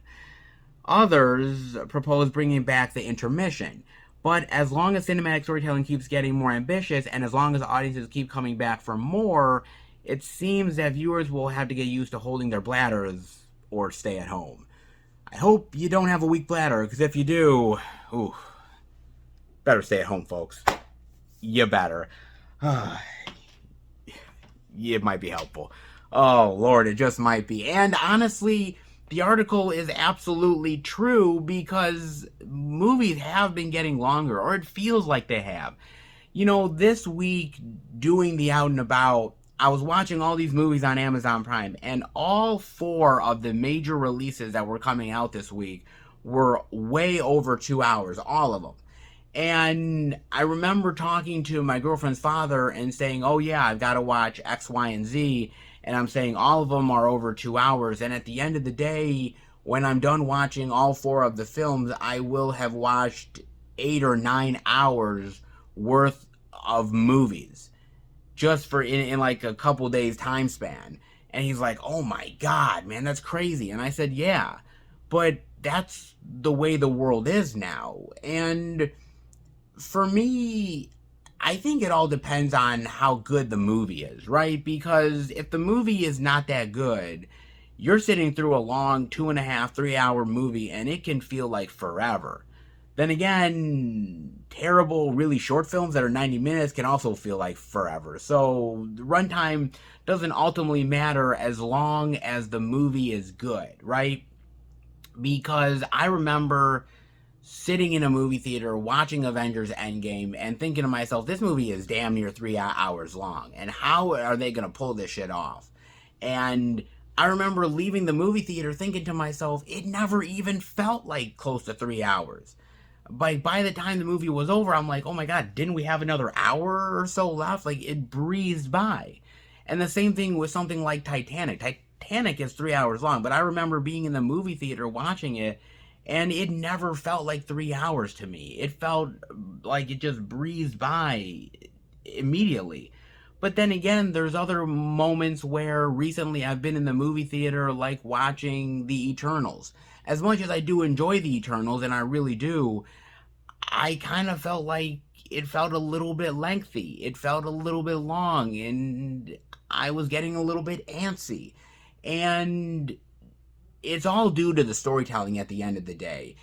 But I feel like filmmakers nowadays really want that extra time to tell the story, to expand it. Just because you expand it, though, doesn't mean that the movie is good. It just means that you have more opportunity as a storyteller. But you have to be logical in what you put in a film. You can't make something that's a long movie just for making a long movie's sake, right? Yes, you can obviously tell more of your story and do more characterization, but sometimes a shorter film works in your benefit. You don't always need to make something hugely epic in order to make it work. It's so tough nowadays, right? Because audiences now, I think, are a little bit more accepting of longer films. I think we understand it. If you are going to pay your money, and let's be real now, guys, let's be honest here, because nowadays with streaming and going to a movie theater and paying certain money for a subscription, or going to a theater now, $11, $12, and that doesn't include obviously buying the popcorn and the refreshments and all that jazz, you want your money's worth. You're not wrong in wanting it. So you think to yourself, okay, if I'm going into a 2.5, 3 hour movie, I at least know I'm getting my money's worth and I'm not going to be shortchanged. Sometimes you look at a 90-minute movie or less than a 90-minute movie and you say, yeah, it's really good, but did I waste my money? I didn't get my exact money's worth. Before I knew it, I was out of the theater. And so there is a certain amount of, as a consumer, wanting to get the value of what you paid for. And that's not exactly wrong either. So there's a little bit of a double standard. And also, nowadays with technology and streaming and the fact that we watch stuff on our phones, that we can end up pausing it at any moment. We can pause it and then do some errands or go to work and then come back later and turn it on and start exactly where we left off. And so nowadays a 3 hour movie is not exactly what it would be back in the day when you didn't have that technology. As the article states, back in the day, in the 60s and 70s, you had a lot of these prestige films, Lawrence of Arabia, Godfather Part 2, and you had a lot of these movies where these filmmakers were very much being the ones that were controlling the times of the films and controlling the storytelling. And later on, that kind of shifted and changed. I mean, yes, directors were still important, storytellers were still an amazing part of the experience, but you had a lot of the studio heads, you had a lot of the corporate people come in and say, look, we need to have a certain amount of runtime to make a certain amount of profits, and we need that runtime to be good enough where we can put it on a VHS tape, on a DVD, and that way we can sell more copies, we can get more butts in the seats. And so sometimes storytelling opportunities that some of these filmmakers wanted weren't as plentiful as they used to be. But now I think maybe we're turning a corner, and I think you see a lot of people like, I would say, a Christopher Nolan, who has gone out of his way to make really sprawling, epic films with huge storytelling opportunities. You can do that. It is a possibility to do it and still maintain a certain entertaining quality that doesn't feel like you're in the movie theater for 2.5, 3 hours, but you're still getting this big epic quality even though the movie is that lengthy at the same time. So there is so much opportunities now that are out there, and a lot of people have ended up saying that streaming is problematic, that streaming is an issue and it's killing cinema. I don't personally believe that. I think streaming is a problem at times with certain issues, but at the same time, I think it's opened up a lot of filmmakers to a lot of opportunities that maybe they wouldn't have normally had. I think that the opportunity to make a bigger, sprawling story, to make an epic movie, gives a filmmaker a certain amount of opportunities now that perhaps without streaming we wouldn't have gotten. I don't think we would be getting close to a 3-hour Dune movie now. I don't think we would be getting the Batman that's damn near close to 3 hours. I think that filmmaking has changed, the times have changed, and the technology has changed, and I think for storytellers, I think that's given them more opportunities to make a product that's worthy of that runtime and worthy of perhaps more eyeballs being on it because of the technology, that you're able to pause it, that you're able to come back to it, and it gives the audience a chance to absorb it a little bit better than they normally would. Now look, not every film is going to be successful at pulling off a damn near 3-hour runtime, okay? Some honestly just end up being a bore, and I've watched a lot of films, and I even talked about it in this video, where I've said certain films I felt like they were good, but they just felt over lengthy. They just felt like they were just padding to the runtime, and they could have cut 10, 15, 20 minutes from it, and you would have gotten the same result and less fat.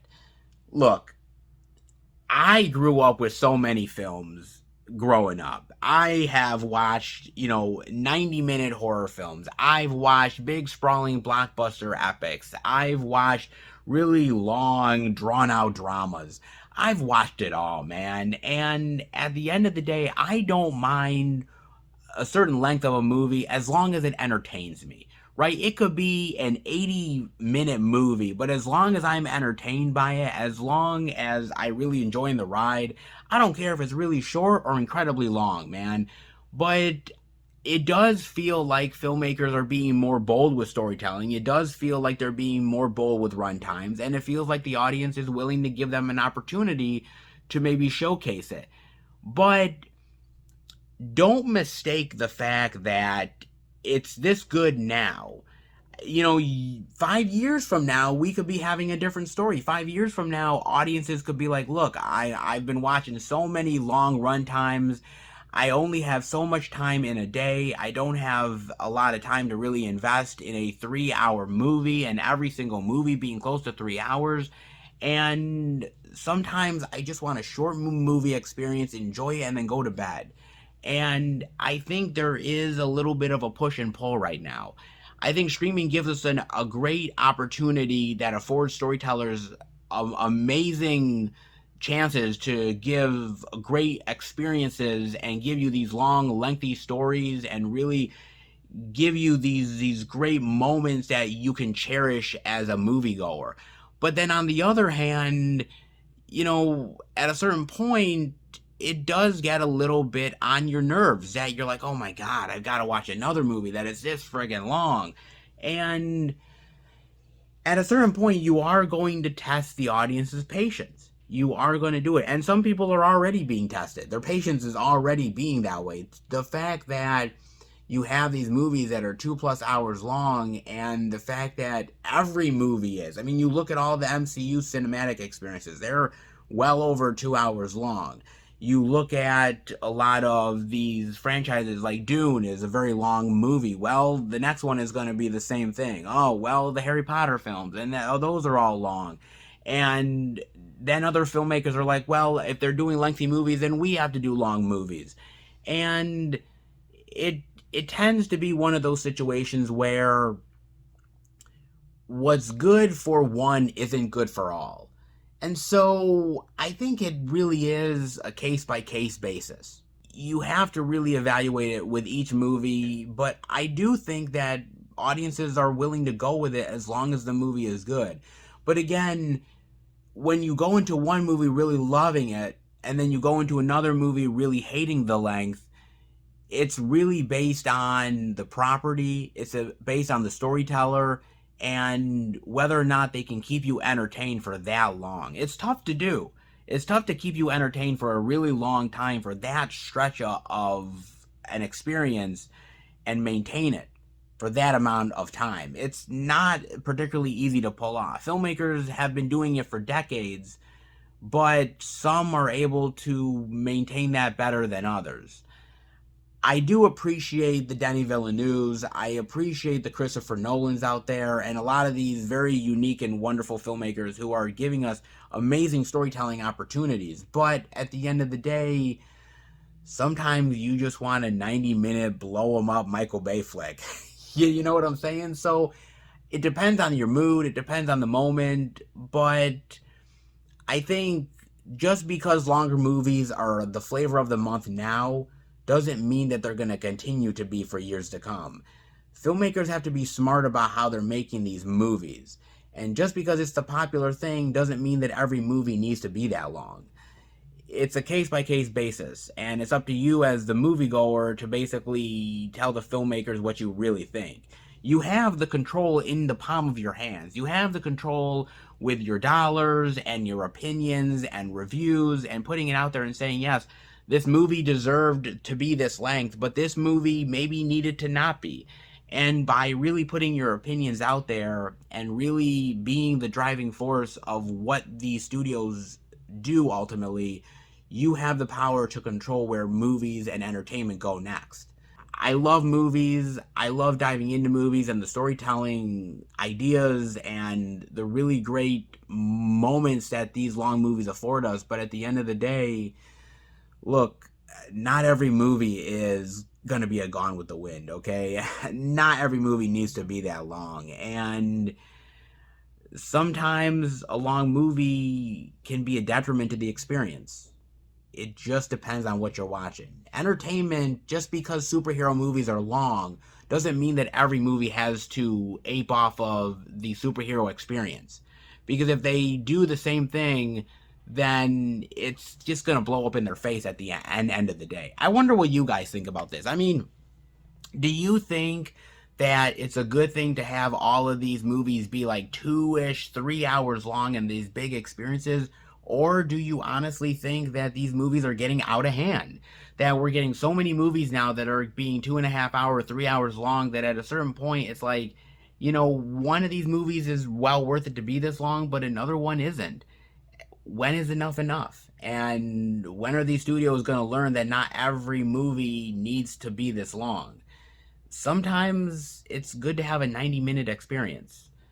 I don't know. It's up to you guys. What do you guys think about this? Do you think it's well worth it, or do you think honestly it's one of those experiences that is not always as good as they say it is? Just because it's 3 hours doesn't mean that it's going to be the best experience of all time. Sometimes, honestly, I love a short movie. I'm in, I'm out, I enjoy myself, and honestly, I save my bladder a hell of a lot of hassle.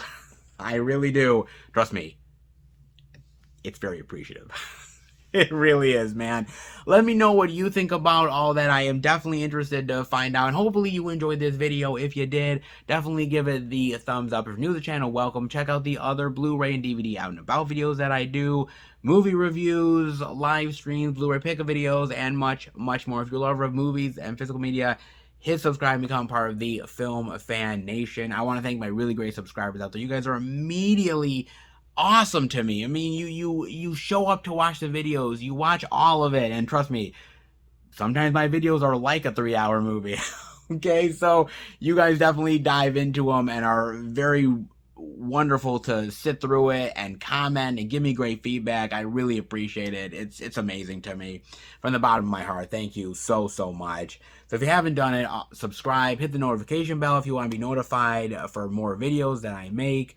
Also, keep up to date with everything I'm doing through Instagram, Twitter, and Facebook. FilmFan108, keep up to date with everything I'm doing, plus special pictures and videos I do from time to time on social media as well. And also, if you like to send the channel any movie-related love, movie posters, physical media, care packages, whatever it may be, you can send it our way. The P.O. box is in the description below. It is not expected, but it is definitely appreciated. And you guys have went out of your way to say, hey, I'm interested to send you some cool stuff, man. Where do I send it? The P.O. box is where to do it, guys. So if you want to send any love, you definitely can. I cannot wait where the P.O. box adventures take me next. But I suppose that is the end of the video. A lot of stuff to be talking about and diving into. And thank you for taking the time to watch the video itself. And I will be back next time for a brand new Blu-ray and DVD out and about video. Take care, everybody. And remember, happy hunting.